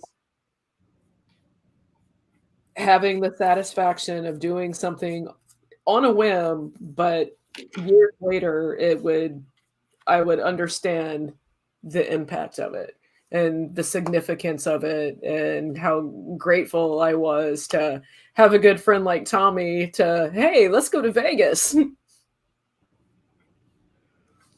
guys And didn't get yeah, married, did you? we went to Las Vegas to see Olivia Newton-John. No, did you hear what he said, Jules? No. You guys just He got married, didn't you? You want to hear a not related to this conversation, but a true story. We are in sync so well that we often end up wearing the same color shirts. No matter where we go, what we do, it's always the same color shirt. So one day when we were in Vegas, we were like walking through the hotel casino resort was so big. I mean, you have like literally walk through it, and there's like every 10 feet there's a kiosk. Buy my timeshare. Buy my timeshare. Hey, you want to see free tickets to a show tonight? All you gotta do is watch this video. Blah blah blah. Every single one of those tables stopped us because we were both wearing a red shirt, and they thought we were a couple. Hey, I already had planned that red shirt on that day. And exactly, and it's like, well, I had planned on this red shirt too, so I'm not offended if you're not offended. It was just meant to be that it was going to be a red Yeah, that day. I mean, And it was it's kind of like I endearing believe the and power of flattering red is and not meant loving. to be read that much into. well, But that yeah, but that was the that whole was sign. my first concert that I ever saw that I didn't see, and getting a chance to see Olivia Newton-John live for the second time, but really the first time, and then meeting when your childhood heroes, because I was in love with Olivia Newton-John back in 1978 when I first heard "Hopelessly Devoted to You." I was a Olivia Newton-John fan, and then Grease came out, and then the '80s, and They her already hit. music became part of the soundtrack of my life in multiple ways. But I was sitting here listening tonight. When we started, we were talking about music decades 80, and I'm like starting 1980 and tying into Vegas. We were on the high roller, which is like the thing that's up in the air where you can look out and you can see the landscape and see literally the entire strip. I remember being on the high roller and hearing Electric Light Orchestra from the Xanadu soundtrack all over the world's playing. And it's like there's going to be a party all over the world. And I'm looking over at the Bellagio and they're having their light show and the fountains are going off. And I'm just like seeing everything on the ground, seeing all the people gathered up around the outside, on the streets, all the row of cars for this spectacular event that's a must see in Vegas. And we just happened to be in the right place at the right time and saw everything, and we didn't even have to like go out of our way for it. That was Electric Light Orchestra, Xanadu soundtrack, heavily Olivia Newton-John. But what I like about that soundtrack and this part of Olivia Newton-John kind of cementing me on my love of Olivia Newton-John, the Xanadu soundtrack. Some people say it's a horrible movie. I mean, it's up for debate. I personally like it, and I think it could be easily remade modern times with roller skates because they're coming back. But why do original? But this particular soundtrack has so many different genres of music in one soundtrack. She does duets with Gene Kelly.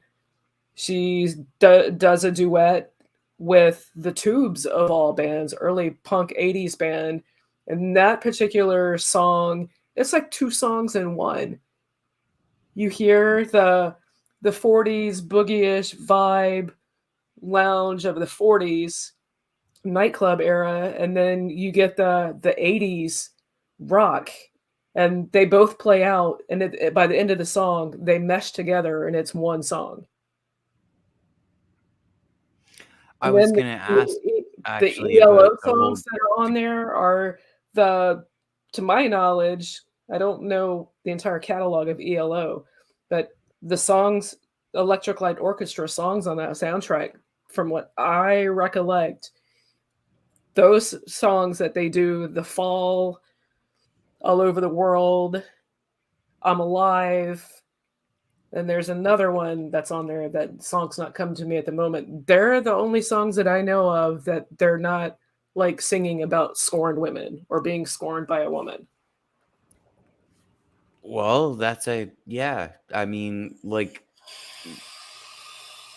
Greece was a huge, huge phenomenon, but I'm pretty sure that Greece happened in the late 70s. But that being said, it did pave the way for a lot of 80s stuff that came after it. Yeah. Maybe not with John Travolta.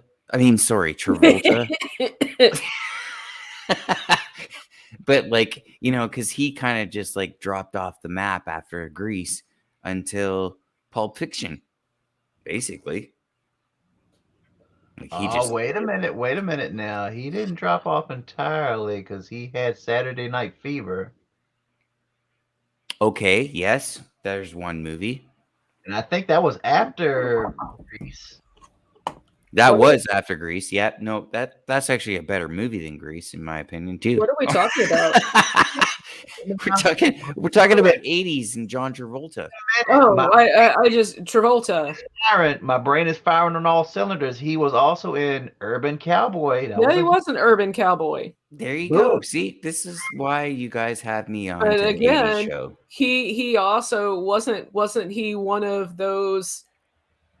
He was in came on TV because he was in Welcome Back, Kotter. He's a failed Tom Cruise. Yeah, Tom had it's like they tried to do something with John Travolta, and then they're like, "Oh, here's this dude, Tom Cruise. We'll just do it with him instead. No worries, John. We'll see you later when Quentin Tarantino comes around. Well, you know the whole story with John. This is in the back of the casting couch thing. Is he had to go all the way to get his parts. He worked for his parts. So what are you saying? I'm saying that he said.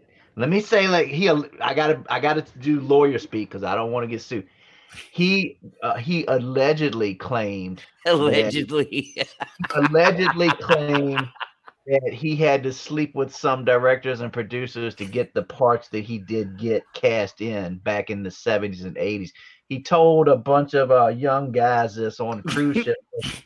If you remember, he kind of got in trouble there with some cruise ships. They had some staff claiming that he was trying to have some entanglements with them. And he actually they took him to court and sued him because it was a whole big thing with that. I don't know what happened with the court cases, but he had a couple of men sue him because he tried to Because he wasn't really John Travolta? he wasn't really straight. It was more like he wasn't really straight, and he was telling them, "Look what I had to do this and sleep with this person to get my career." And it's like, Oh my goodness. it was some male masseuse. He was always on these cruise ships trying to get massages from guys and turn it into something else. It was a whole big story about it. It's always the masseuse. There's always the male masseuse. You know, It's always the masseuse. now would be a good time to load up in the old family station wagon, go to the mall, and get an Orange Julius. Is there a mall left in the planet that has an Orange Julius? Come on. Orange Julius, can we go by and get a Cinnabon too? Oh, hell yeah. I want a Cinnabon flavored Orange Julius.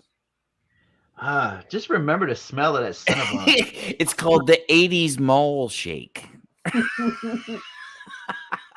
It's just all the smells and flavors of the 80s, I mean, including nerds. As far as shake. beverages in the 80s, but there were a lot of failed ones, and I think Tahitian Treat was probably bigger in Canada than it was in... We still have it. Tahitian Treat was an old one. I think people drink it because they think it's going to bring better weather.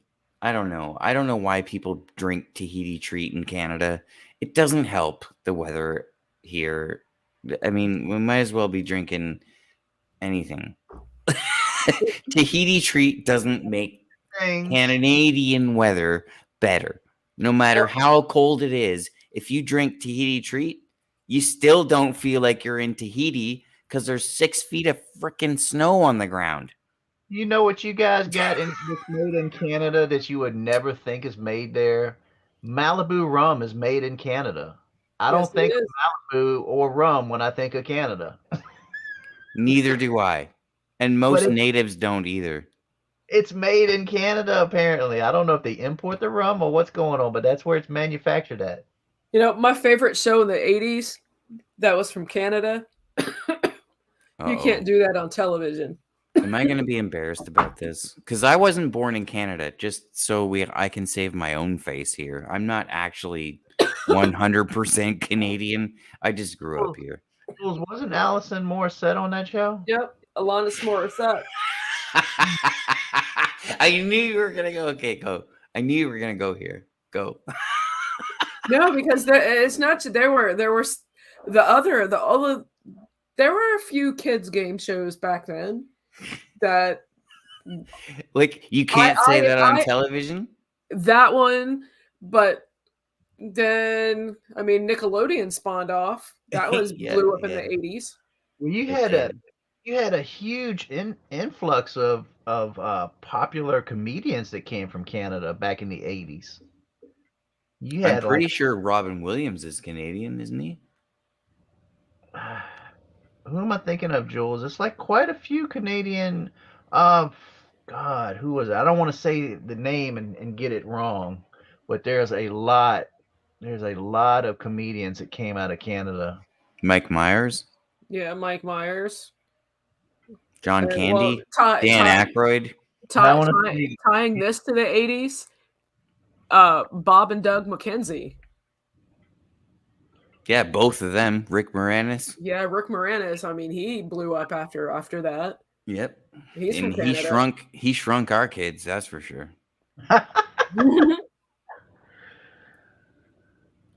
Hey, was that movie from the 80s? Honey, I Shrunk the Kids? Yeah, Yes. Yeah, Yeah. that was from the 80s. That was like a freaking 86. great movie. That scene where they're running from the raindrops blew my friggin' mind. And that was Because before. that was like the beginning of CGI. I think a lot of that was practical effects back then because they didn't have the whole digital stuff down at that point. They were playing with it. That's when they started playing with it. The Yeah. 80s was like literally the testing ground for what we have today. Which is why I think it's such a cool decade. A lot of the technologies that we have now, they emerged in the 80s because you had the cell phones. Yep. They in the 80s, computers. I mean, you had computers, but you didn't have personal computers until you got into the 80s, where you could Well, actually have one at home. look at the vintage Star Trek episodes, even from the 60s, okay? When they flip open their flip phone. Scotty, Yeah. beam me up. Like, now we have a flip phone, except we don't get beamed up. We get our information beamed to someone else who uses it to sell us some shit that Right. we don't even need, but we'll buy it anyways. Yeah, that's good. Thanks. Recommendations. Yeah, you say something out loud, and all of a sudden, Google and Amazon is showing you stuff, and it's like, I didn't actually search for that, but I did say Exactly. it. Yeah, but I need that. I mean, it's gotten so bad that on more than one occasion, I have noticed Amazon to Skull communication. Because I will think of something and I won't mention it because I don't talk about my stuff at work. And 9 times out of 10, I get busy doing something else and completely forget about it. The next day, I'll flip open, do the morning check of emails, and there's always Amazon showing me Yep. exactly what I wanted. No doubt. And I will say this here and here only. I'm probably never going to say this again, but I actually work for Amazon. I'm the bottom of the totem pole. I'm an associate for Amazon, basically a slave that is going to be replaced by a robot at some point in time. That's my position at Amazon. And the way that we move consumerism through the world is insane. People just buy stuff now for no reason. They just like clicking buy, checkout is like dopamine. Yeah. And in the 80s, that's when they started making this stuff, in my opinion. The 80s was like, okay, we need to make people programmable for one, and then repeat customers for two. So here's the 80s. That's basically. And you're right. Yeah. I know you guys move a high volume because my employer, I am an affiliate shipper with with your company. Different countries, so we're probably safe here. Yeah, different countries. You're in the US, I'm in Canada. Yeah. Yep. But same company. Here's one thing to consider, totally off topic. If the world does go to war and sanctions are placed on China, Amazon is fucked. Sorry, because everything from Amazon comes from China. No, it's not just you. I mean, that's like that would totally cripple America's biggest retailer of Walmart. So, okay, then let me present to you this idea. This is why there is never going to be World War III, because China needs Amazon and the US needs China, and Amazon needs both of them. And the 80s started all of it. It's Yeah, all and your fault, 80s. Yeah, Mr. and Michael J. Fox and your Back to the Future. It's your fault, dude.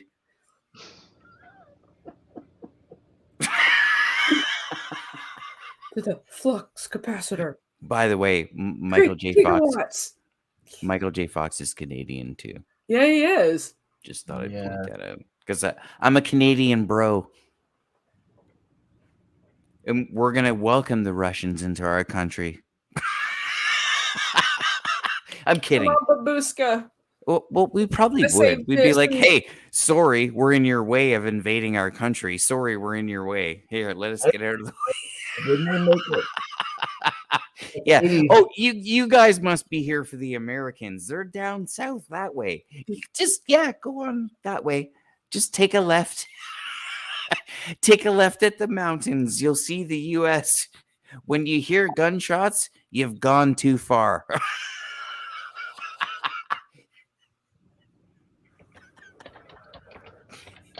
Do you remember that movie Red We had some Dawn? good TV series in the 80s too. Hey, I was getting ready to say I didn't want to interrupt you. I was like, wait a minute, you talking about Red Well, I mean, Dawn? Yes. movies and music were one, and cinema were one thing, but music and 80s TV, that was some magic.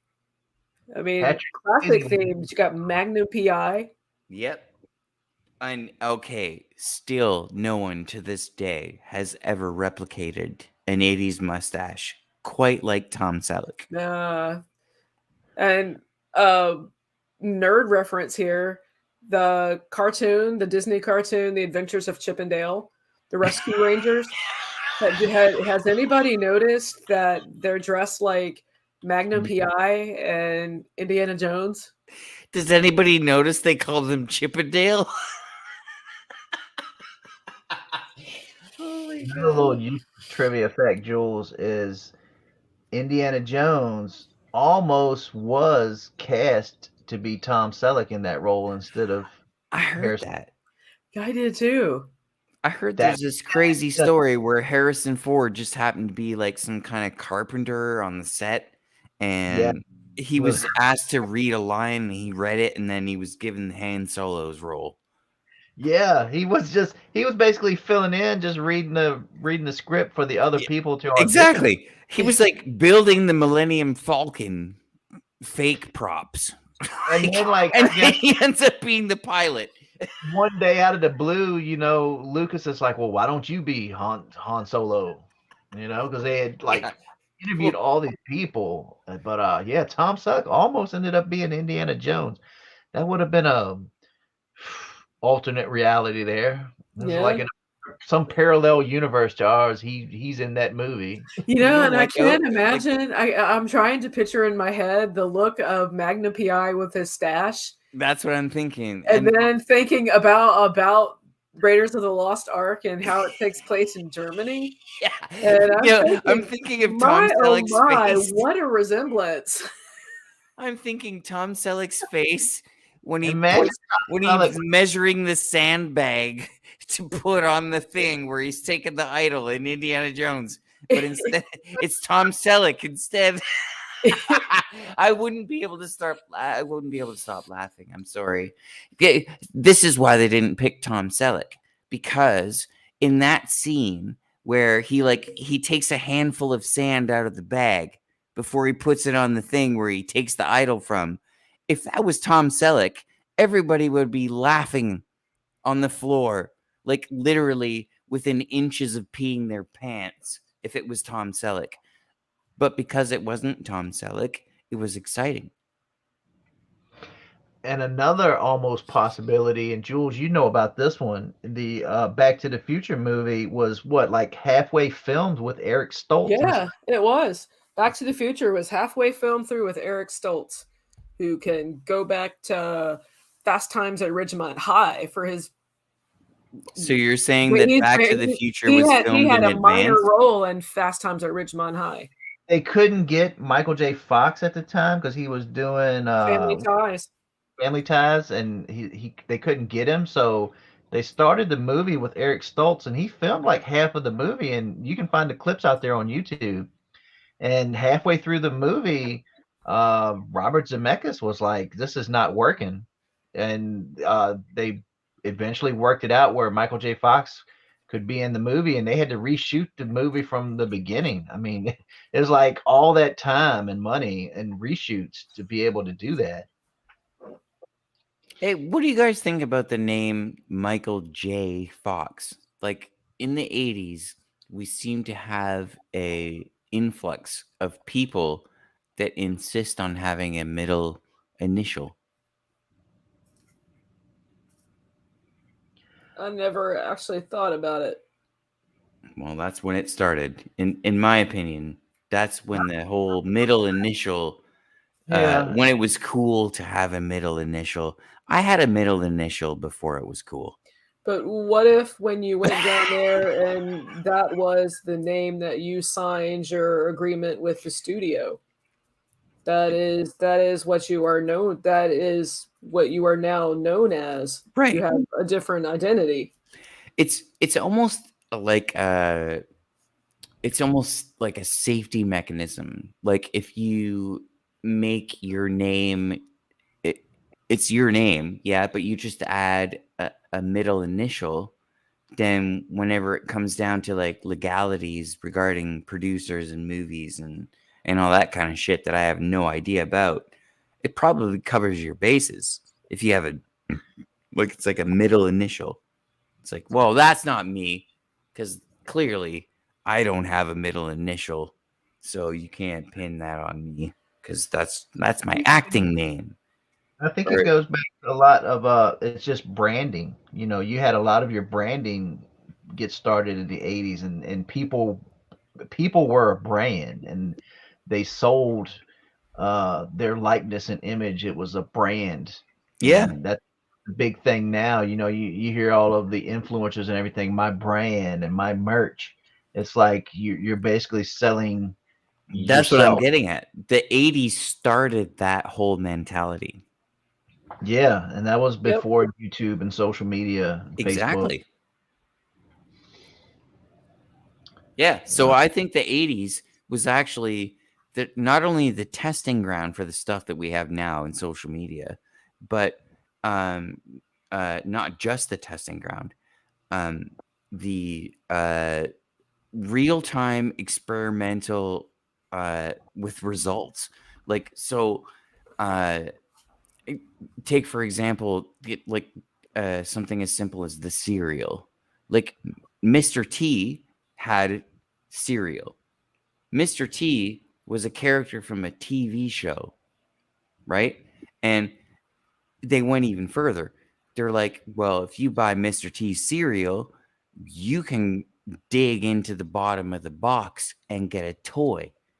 And it looks exactly like the van from the A-Team that Mr. T drives. You know, like they just totally used, in my opinion, the 80s was like where you want to go back in history 50, 100 years from now and look at like when they learned how to use propaganda, marketing, and music and branding all in one kind of conglomerate that Yeah. just like you can just throw that snowball out there and They people built will just spend money.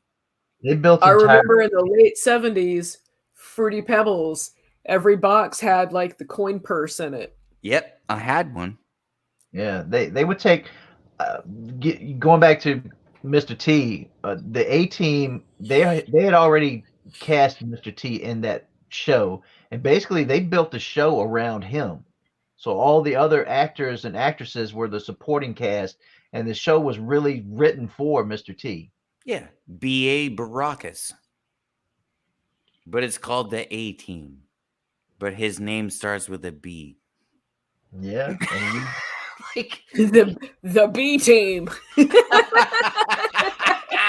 right? It just doesn't have that ring. Exactly. I pity the B team. Yeah, it's just yeah. and I that's feel another. like the 80s was like, okay, here's where we're gonna start experimenting with some branding shit. Let's get B.A. Baracus to make a cereal with Captain Crunch and see what happens. And Oh, it you turns got out It turns out to be the same cereal. That cereal was also made by the same company. I want to say it was Ralston. They also make dog food. Well, that's the nicest thing anyone's ever said to me. Dog food. They Yeah, made dog food and they made children's cereal. They go hand in hand. It's the same stuff. you kind of have to pick up after them the same way. I get it. Yeah. Kibble and the child eats some kibble. Right. Yeah. I mean, what's cereal? Cereal is kibble. It's children kibble. It's like uh, Today I accidentally woke up and poured milk in my cat food. kibble. Did you eat your kibble today? Oh man, I remember my father getting so upset at me because he would be impatient. Like we go to the grocery store, he's buying like, legitimate like staples, like what we need to survive kind of stuff. And he's like, "Okay, what cereal do you want?" And I would take like half an hour to pick a cereal because there was Trix, there was Fruity Pebbles, there was Cocoa Puffs, there was Sugar Crisps, there was like everything. I was like, I can't decide. There's too many choices. Back when cereal was cereal and Yes, golden grams. and you get Oh, toys in the box. remember the Halloween cereals? Boo Berry, Count Yes. Blueberry, Frankenberry. For some Count reason, I Chocula. was never allowed Count Chocula. I was allowed Blueberry. I was allowed all the other ones, but for some reason, Count Chocula, I think my dad was racist. What? Because Count Chocula, I don't know. He's like, no, you're not eating that cereal. He wasn't exactly black. I mean, he might have been chocolate, but I think my dad thought chocolate had caffeine in it that would keep me awake or something. I don't know. It's not. Yeah. Count Chocula. Try to find that cereal today. they They do make it. real. It was some article on the internet Just about that. you can only get it at Halloween. Yeah, but it's still out. But of course, it doesn't taste the same. They always change the recipe. No, Nothing Fruity from that. Pebbles, real 80s Fruity Pebbles that's the best cereal. Yeah, it's like Fruit Loops. Well, the classic example is Apple Jacks. If you had Apple Yeah, Jacks, Apple Jacks. if you get Apple Jacks now, it tastes nothing like it did in the 80s. The 80s Yep. version was so much better. That's why I don't eat Apple Jacks anymore. We used to get these things up here in Canada where it would be like you could buy a box of cereal, right? Or you could buy a 8-pack of mini boxes of cereal. So the 8-pack would come with like in each box would only be like one single serving. This is totally from the 80s. I totally remember this. You'd get a box of Trix, a box of cornflakes, a box of Cocoa Puffs, like all those cereals, but you get one of each in this 8-pack, which would cost 4 times as much as a box of the individual cereal. This is what they were figuring out in the 80s. Hey, I appreciated cereal. I appreciated cereal in the 80s, but I don't drink milk, so my cereal came straight from the box. well, I grew up in a family where if we didn't have milk for our cereal, we would use apple juice or orange juice or anything liquid, basically, because I guess my parents knew that the cereal was basically just sugar, so it didn't matter if you wet it or not. If you wet it, it's not going to make it easier to digest. You got me thinking.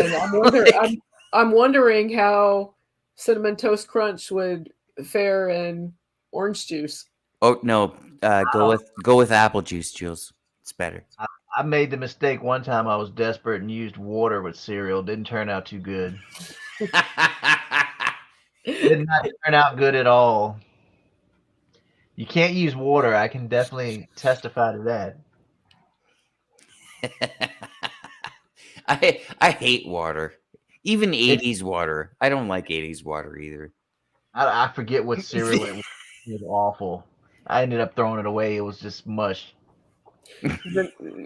But I mean, we had. I mean, it was good, and then the '90s came, and they introduced that all those the chemicals, the chemical processing, and added they were those '90s foods were the test phase. I mean, the Dunkaroos. Yeah, they call them the dirty 30s, but it's like really kind of the dirty 90s. I mean, and then the New York seltzer water. That was another one that was '90s. The drink that the Orbit drink or whatever that had those little like They had the floating little. bubble looking things in them. Up in Canada, we just called that Jersey water. What was the other one they had? Simply Canadian or something. Yeah, that was it. That was another clearly Canadian. Canadian, and I think they still actually make that in Canada. Hmm. That was actually good. I hope not. Yeah, I liked it. I mean, it came in. I like the bottles that they came in. But it had some sugar in it or something. It was kind of sweet. I don't know about the flavored seltzers they got now with the no sugar in it. That tastes like TV static. I mean, I remember this drink being around in the late '80s. But rest in peace, Zima. Whatever. I don't even know if they still make those or not. Was that late 80s or early 90s? I can't tell. I want to say it's late '80s. Zima was not that bad if you put a Jolly Rancher in it, Jules. I used to drink my Zima straight up. Just like Coronas, you got to put a lime in the bottle. You had to put a Jolly Rancher in that Zima. You could not drink. I find that out now, and now it's too late for me to have a Jolly Rancher in a Zima. Hey, I'm sorry. Nobody. Why do I feel like the 80s was the birth of Jolly Ranchers fixing anything that tastes like shit? Yeah, if you threw a Jolly Rancher in a Zima, you were good to go. It was actually exactly. You just throw a Jolly Rancher in anything. It's great. You Jolly Rancher in there, boom, you got liquid candy in a bottle, baby. So awesome. Thank you, 80s. Baby. You just need to add candy to that, and it'll make it better. Hey, wasn't that was the theme in the 80s? It was like just add candy to it. Yeah, exactly. Because it's neon. The cereal we had back then was so laced with sugar. It's like a miracle we didn't get diabetes as children. Dude, I'm still glowing in the dark from the cereal I ate from the 80s. They got chemicals in there. We were just talking about Apple Jacks, why they tasted so good. It probably was some kind of chemical in there that caused cancer. The 80s gave us the introduction. It definitely wasn't an apple, and his name wasn't Jack. And 1980 gave us the introduction of Jolly Rancher.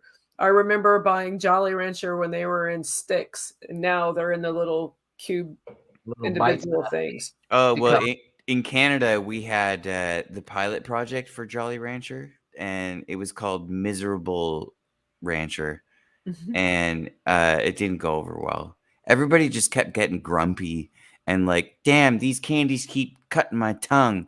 Whenever I suck on them too long, they get these sharp edges and they cut my tongue.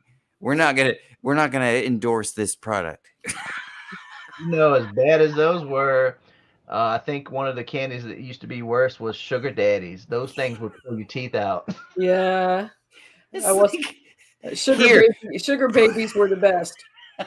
It's the baby. Here, put this in your mouth. Eventually, it'll turn into a razor blade. Here you go. It's nice and sweet. Eventually, it'll cut your mouth open. Ponder this thought. So there's the sugar daddy, the sugar babies, and I have never on the market ever seen the sugar queen, the sugar queen or the sugar mama. No, they only. I have yet to meet a sugar mama as well, Jules. Daddy and sugar babies. I guess the sugar daddy was nowhere to be found. No sugar mamas. You got sugar mamas now. They call them cougars. I call them mountain lions. Oh, they're mountain lions in Canada, huh? Also, I call them unicorns because they don't exist. They exist around, but they're hard to find, like a unicorn. You probably never find one in your lifetime. I think they're supposed to find The you. 80s also Yeah. gave us now and laters. Yeah, I remember that. And they gave us nerds. Was Fun Dip the one with the damn chalk stick and you Oh, I dip it love that. I think that might have been a late 70s. The sticks tasted like I don't They describe gave it. us Twix. Is from the 80s. The whatchamacallit is from the 80s. The Score is from the 80s. About the Star Crunch. Was that 80s? I'm not sure when Little Debbie came about. Zebra Because cakes. I remember Dolly Madison too. Zebra cakes were my all-time favorite. I used to love zebra cakes. I used to love Fun Dip. I would Also- save the sticks from previous packages. What? How did you do that? So, Like, so from my They would disintegrate. yeah. No, I'd have them. I'd be like, yeah, this is my Fun Dip stick from my last package It that had I a got very last week. peculiar. And I'm still dipping, bitch.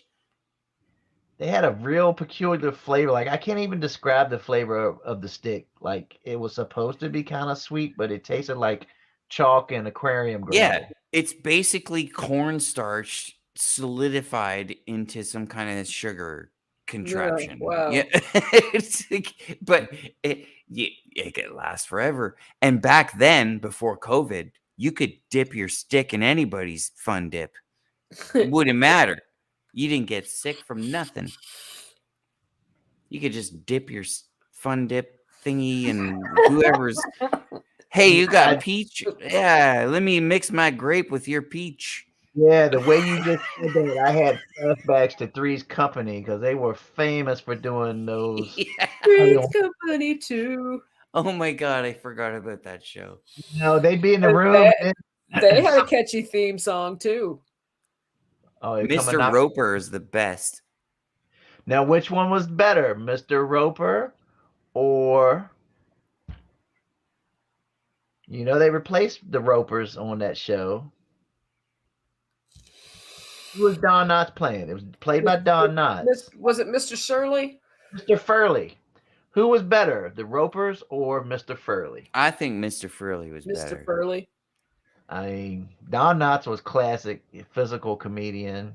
Mm-hmm. Yeah, I loved him in the Apple Dumpling Gang.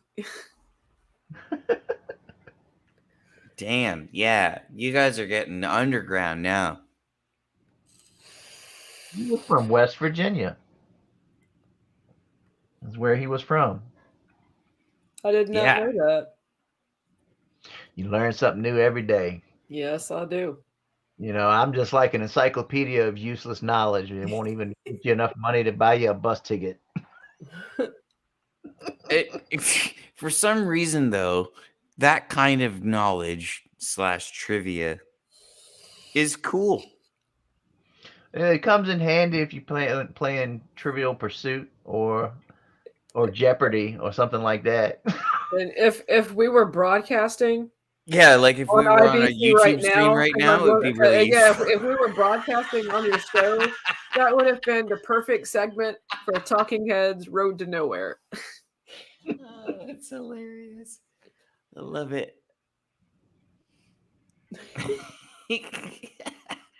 Which they say that group will never get back together. No. A lot of the 80s ones stop making sense. That was the movie. The movie that Jonathan Demme did that, and he also did Silence of the Lambs.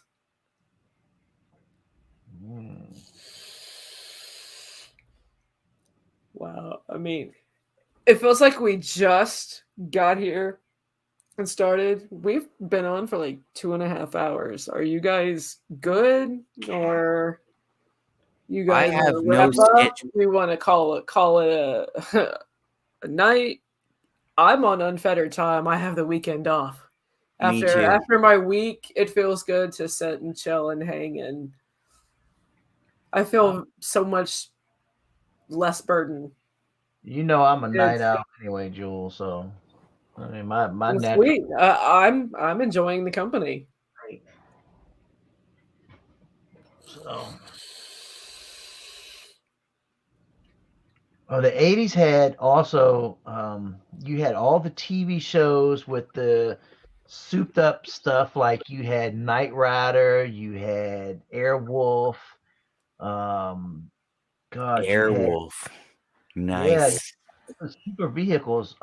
You had the short-lived show Automan. If you remember that show, that was like the most expensive show at the time. And what was that show with the guy on the motorcycle with the cool technological helmet? It was, Yeah, I think it was called Nighthawk or something like that. Street Hawk. He I just think rode a motorcycle, but he had the coolest helmet ever. It like showed him everything while he was riding his motorcycle. there was, it was like the super vehicle, and then they just built a whole show around that. Yeah. And okay, but you know what's crazy about that is now we actually have those vehicles. Yeah, I mean Tesla's trying hard to build kit there, aren't they? I think Tesla built a helicopter even. I would not be surprised. I mean, you got Elon Musk sending cars out into space, so It's a wind powered helicopter. okay. Yeah, yeah, it's a wind powered helicopter. We're gonna call it Airwolf.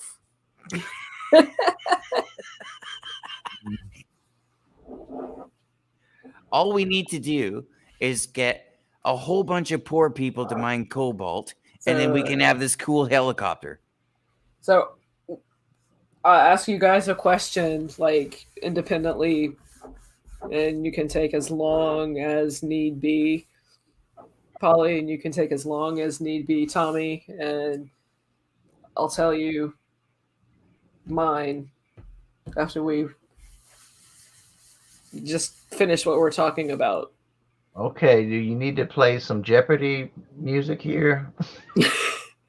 So what was your favorite thing of the 80s, Polly? Oh, that's a loaded question for me, Jules, because I only actually started I should say reappreciating the 80s after I got past them. I'd spent probably most of my life trying to forget the 80s. Just not because of the music, not because of just because of the I guess to put it as vaguely as possible, just the personal situation, environment slash all the other stuff that comes around with being a 9 to 14-year-old. Um, the 80s was not a good time for me, at least.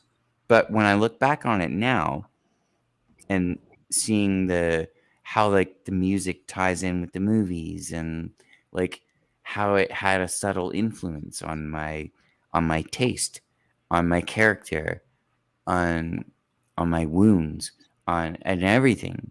The 80s um thankfully was almost like I'm thinking about like when I think about the 80s, I'm thinking about like Naked Gun, Leslie Nielsen, Airplane, like like stupid shit, Weird Al, like stupid shit like that. And now when I look back on like some of the good 80s music, like when I learned about how music was, not just a something that we play with because it's not a toy.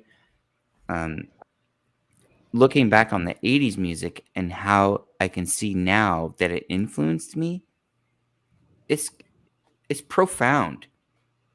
Like the 80s was a pivotal point and can be looked back on in history, in my opinion, as a as a place where they tried a whole bunch of different shit with trying to get people to buy stuff, like marketing, capitalism, all they just, it's like the 80s was like where like they just said, okay, let's try all this shit all at once.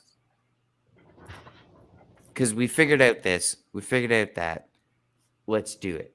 And then to me, the 80s was like the beginning of that, the whole propaganda capitalist marketing machine that just sells things to people that have money. You don't even have to be a citizen. And You that just have to have money. tying directly into segueing into what I'm super excited to talk to you guys about. And you probably already know what it is, but I'm going to see just how in sync you guys are with me. And Tommy, what was your favorite thing about the 80s? Similar to the to originally, like I was really young in the 80s, so I also didn't really like appreciate it at the time. Like I didn't realize like later in life it was I look at 80s kind of like through a retro lens at this point. Like I started to appreciate it in the mid 90s cuz I was young. I mean, you talking like 83, I was only 5 years old. So a lot of the stuff in the 80s, I was just too young for. But if I could go back in time, I would have probably liked to have been in my teens or early 20s to fully experience the 80s completely. But it's kind of like, I guess, nostalgia, because I just get nostalgic, warm, fuzzy feeling for the 80s. But in particular, I love the music.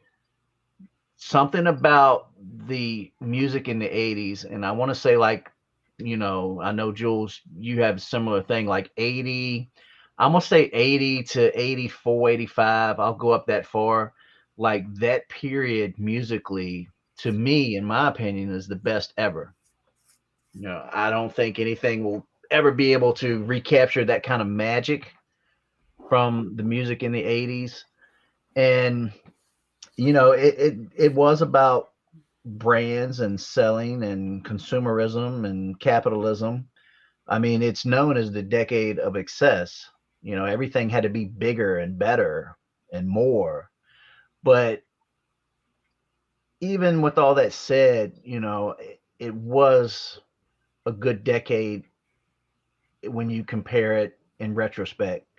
Things were a lot simpler back then. We didn't have social media, we didn't have Google, but we still got by. I mean, you could still pick up the phone and call somebody if you wanted to. And when you didn't, you had the phone off the hook. Yeah, and we did have computers. They weren't as fast or advanced as they are now, but we did have them, and we had video games. You had Atari, you had Nintendo.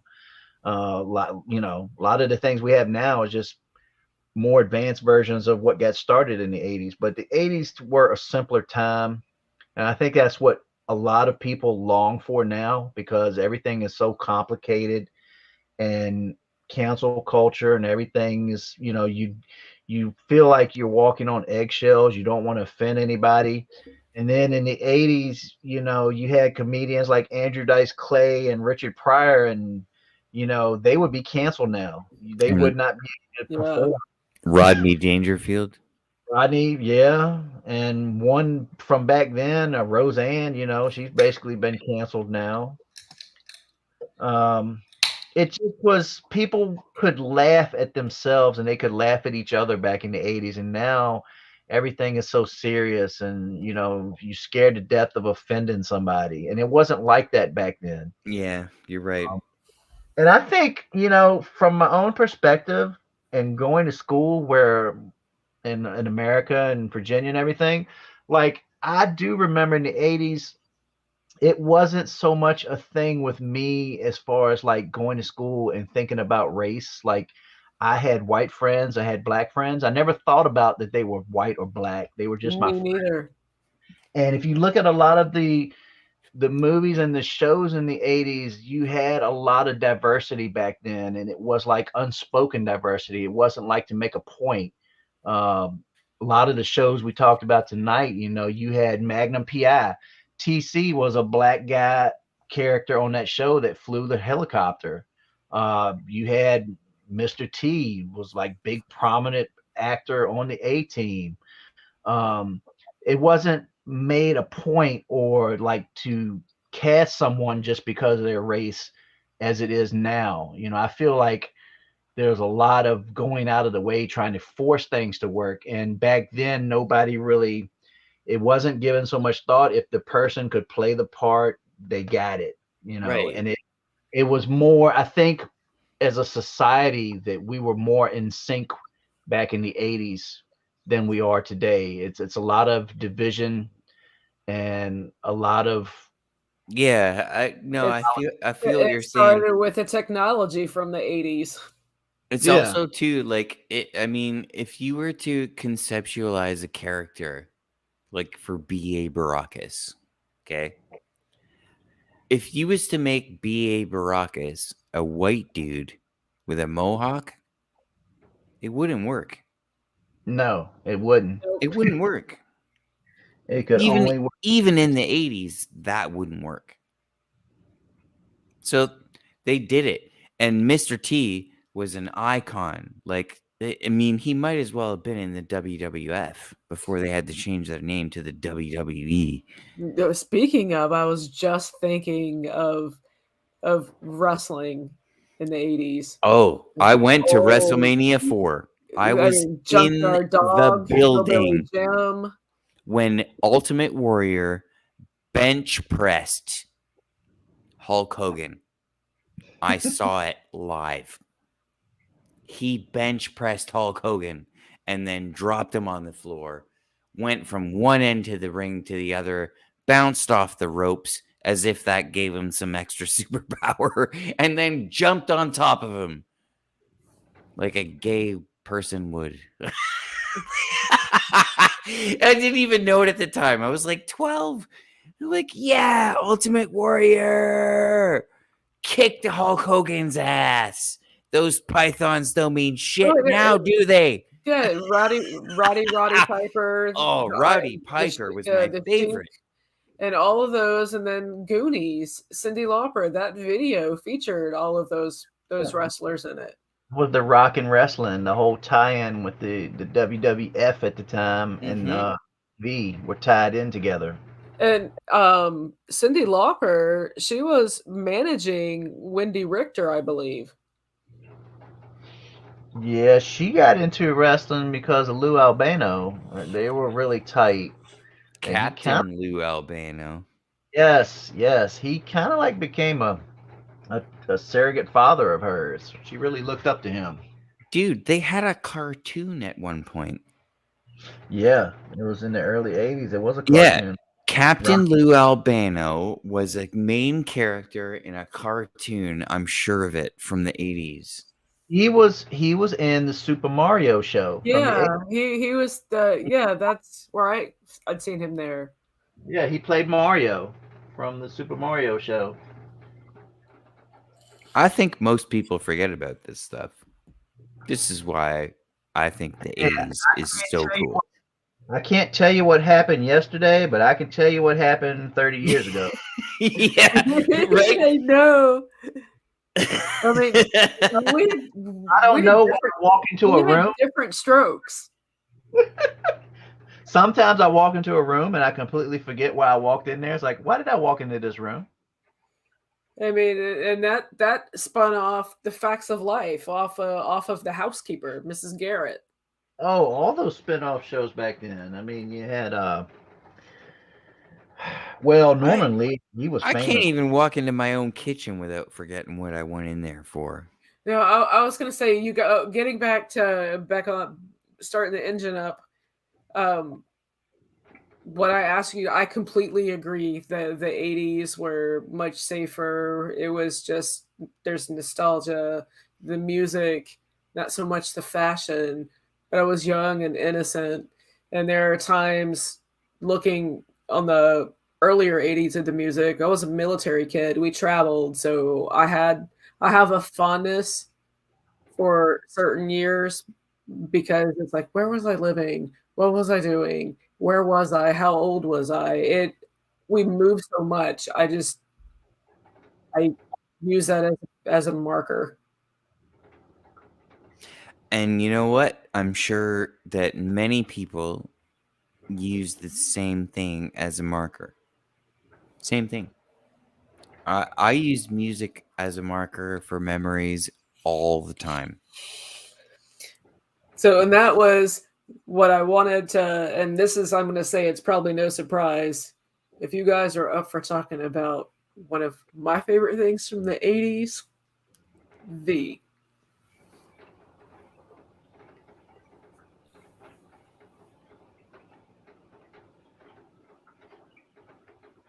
Miniseries or TV show or just V in general? You got a lot to work with there. I do. Is there anything in particular that you guys want have an interest in? I want would to just like learn. to. I'd share this memory of V. Okay, when I was a kid and V came out, we watched it on we watched every single episode on TV. It was like more important than watching Cheers or something like that or Night Court. Yes. So There and we had no I was recorder, no VCR. It was an event. I was literally hiding behind my neighbors' parked cars in their driveway, shooting at their kids imaginarily with toy guns, which had V. You know, Like that could the toy potentially be. guns that my dad bought for me were like, "Hey, this is the V laser gun." It was from the series. Like, here's and you like you could press a button on the gun as long as it had batteries. You could make it sound like the normal laser, and then you could make it sound like a machine gun. You could make it sound like a Colt 40. Like, you could make it sound like a bunch of different things. What I'm getting at, but everybody that had this toy always kept it on the sound that was identical to the show, and we just hide behind each like. It was like freeze tag almost. Like you know, like when you play a game of tag and you got rules. It was like these. Everybody had the same gun that made the same noise, and so it'd be like, "No, you're dead. No, I hit you first. You're dead first." That was the 80s for me. You would You're dead. totally dig Yeah, you're dead the, first. That's the the 80s for book. me. Me and my cousin would argue over laser tag. That was he had laser tag and was like, you're dead. I'm like, no, I'm not. Mm-hmm. I used to That's the run and thing I hide, didn't like about pretend laser tag. that the ships were shooting me, and I would hide and create burrows, hide in the woods. But laser tag is totally an 80s thing. Laser tag came out in the 80s. It was to prove the point of the usefulness of Bluetooth and radio frequency technology. Like line of sight technology, like your remotes. Does anybody remember from the 80s where we used to have, instead of a flicker, which is what I believe most people call them now, when you want to change the channel on your TV, you use the flicker, right? The clicker. We used to have this thing. Yeah, clicker. We used to have this thing. It was a big giant box. Okay, it had 12 buttons on it. They were all toggle switches. And if you wanted to have 24 buttons, you just click another toggle switch, and it basically makes all the other switches after that another switch. And that's how we would watch TV. We would change the channel by toggling these switches. wouldn't just point a Bluetooth flicker at the thing and press a button. It No, was literally like you had to make sure it was plugged in. You had to make sure your TV was on the right channel, usually channel 3. I don't know why. Why? That's a weird thing. Off topic a little bit. no, we Why had the does everybody console have to TV turn? from the 70s. We had that. And it had like this little dial that when you wanted to change the channel, Yeah, you had to get up off your butt, go to the right. TV, turn it, But turn the like dial even when clockwise, Nintendo came and out though, stop it. Jules, even when Nintendo came out for the first time, you still had to have your TV turned to channel 3. I Even guess if it you was. had one of those old black and white TVs that didn't have any converters or anything, in order to play Nintendo, it had to be on channel 3. I guess because Why is that? most markets didn't have an actual channel on that was broadcasting on Channel 3. I mean, I know my entire life growing up, none of the local channels had that number. So it probably was like some arbitrary thing, like, well, we'll make it Channel 3 because nobody broadcast on that one. And actually, the Nintendo and pretty much anything that was connected to like that Channel 3, it actually was broadcasting. I learn a lot of things on YouTube. I stay up at night looking at random stuff on YouTube.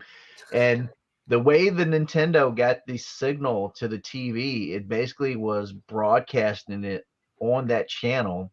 And it was weak enough where you could have it in your house and it wouldn't be going to your neighbor's house because the FCC requirements, you couldn't basically have your own TV station broadcasting from your home. So it literally was broadcasting the signal out of the TV with just enough power to show up on channel 3 and have it in analog. Um, but if you could boost the power to a Nintendo, you could literally broadcast to your whole neighborhood if you had enough broadcasting power. Well, I actually still have an original 8-bit Nintendo console. It's not working, but it's only because I'm pretty sure it's only because like probably some of the connections just aren't like soldered properly or something like that. It's not like it's an original Nintendo 8-bit system where you blow in the cartridges, put it Uh, in, press it down. Like yeah, like you old had to blow school. things. You always had to blow in the cartridge because they would always get dirty. Yeah. And Yeah.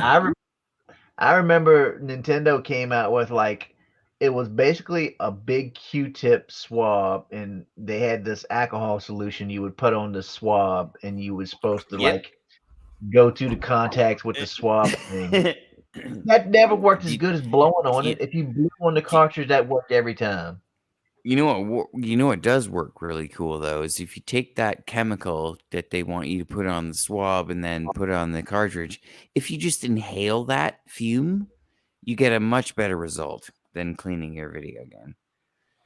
Mm, I never tried It's inhaling like it. I never yeah, tried that. don't inhale it too much. Of It's smells and good, stuff like but don't do it too that. much. You guys remember the little bubbles? Like you would have this little tiny plastic straw, and you'd have this tube of stuff, and you would blow into the. You would like put a little dab at the end of the straw, and then you would blow, and it would make this bubble. That Yes. had the worst. It had the most awful smell to I that love that smell. terrible smell, Jules. It smelled like I don't know, like chemicals or something. It was chemicals. And it probably wasn't good chemicals. What do you call that? You know what I'm talking about. It was like these little tiny metal tubes of some kind of substance, and you could blow bubbles with it. It was like a straw. Yeah, it was a straw that you put. You You had the substance and you dabbed it on the end of the straw and you coated it and you pinched it off and then you just exhaled into the straw. could blow So bubbles and like, it was a bubble of carbon dioxide. It sounds but like they're training you to smoke crack. it didn't smell like Like carbon. it's like It had candy that's designed to make you smoke crack later. Well, you couldn't eat this. It was. I don't know if it would kill you or not, but you definitely couldn't eat it. Basically, you could just blow bubbles, and you could pinch them Well, hook off. me And up. I'll let you know. No, it was toxic. I'll do it once. I'll Don't try do it. that. I'll get back to you guys. I'll try it. I'll get back to you guys, and I'll be like, look, it's just I didn't basically take it. like it's basically like black licorice. Nobody wants to eat it, but nobody wants to admit they don't like it either. Kind of smell like black licorice too. It had a very pungent smell. I don't like it. I remember that scent, and I also remember the smell of caps from a cap gun when you had the little cap gun go off, and that was like a very unique. Oh, my that was a Dude. lovely aroma. Yeah, I like totally gun? thought you said cat gun. I was like, oh my god, that would smell horrible. cap gun. It was like these You little said cap gun. I was like, things. okay, sulfur. I'm like, It, okay, it was that's way better than like, strip. innocent felines being Either the streamed out of a. they had the little red plastic rings of it for the revolvers. But you can't have them kind of toys now. Too much No, gun you violence. can't. I'm That's sorry, why Zoe. they had to put the But orange tip thing on all of the child toys of the guns and everything because they were getting confused and there was a lot of kids getting shot and killed because of the toys looked too realistic. oh, we had I mean, good thing, one kid on a streetcar here. He had what was it? It wasn't like a water bottle or something so stupid, but he had something in his hand. And on the streetcar, there's footage too, like closed caption footage of police officers getting on the streetcar. There's no one else on the streetcar. This kid is clearly like on some kind of drugs. He's not right. He's freaking out, and they just shot him 6 times. they just they just opened 6 rounds into a helpless dude on the streetcar because he was screwed up on some kind of drugs, I guess. I don't know. But they're just like, hey, you know what? If you don't have the right uniform, if you don't have the right color, if you don't have the right this, that, then one other thing, we're not even going to ask. We're just going to shoot.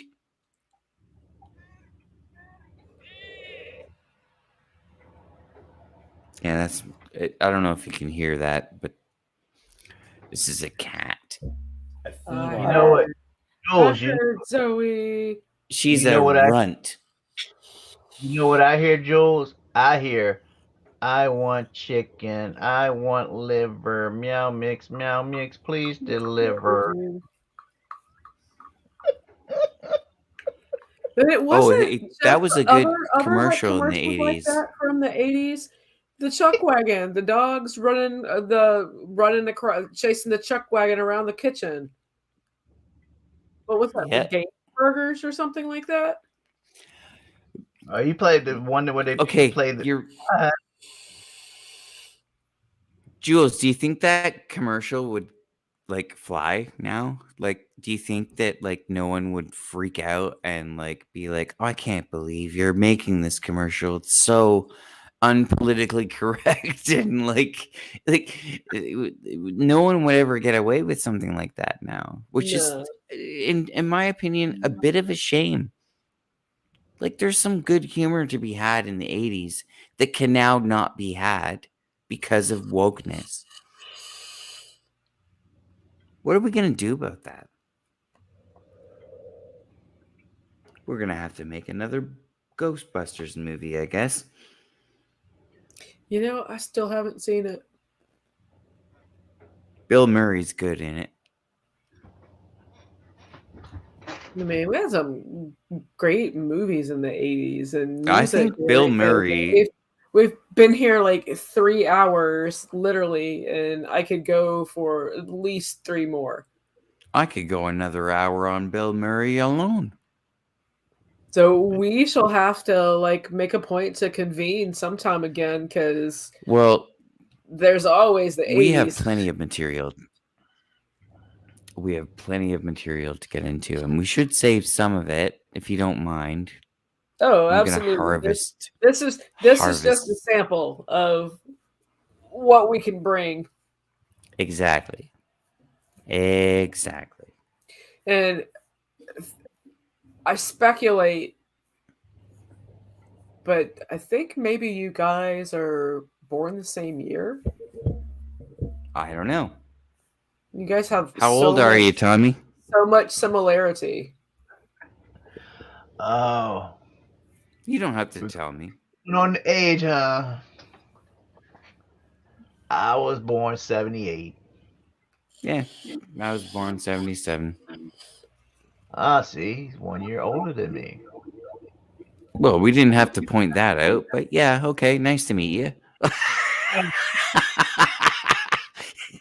Where you're probably in better shape than I am. Yeah, this is kind of cool tidbit sitting here.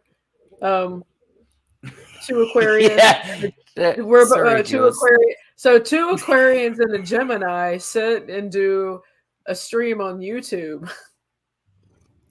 And it totally explains my synchronicity that I'm having with you guys tonight.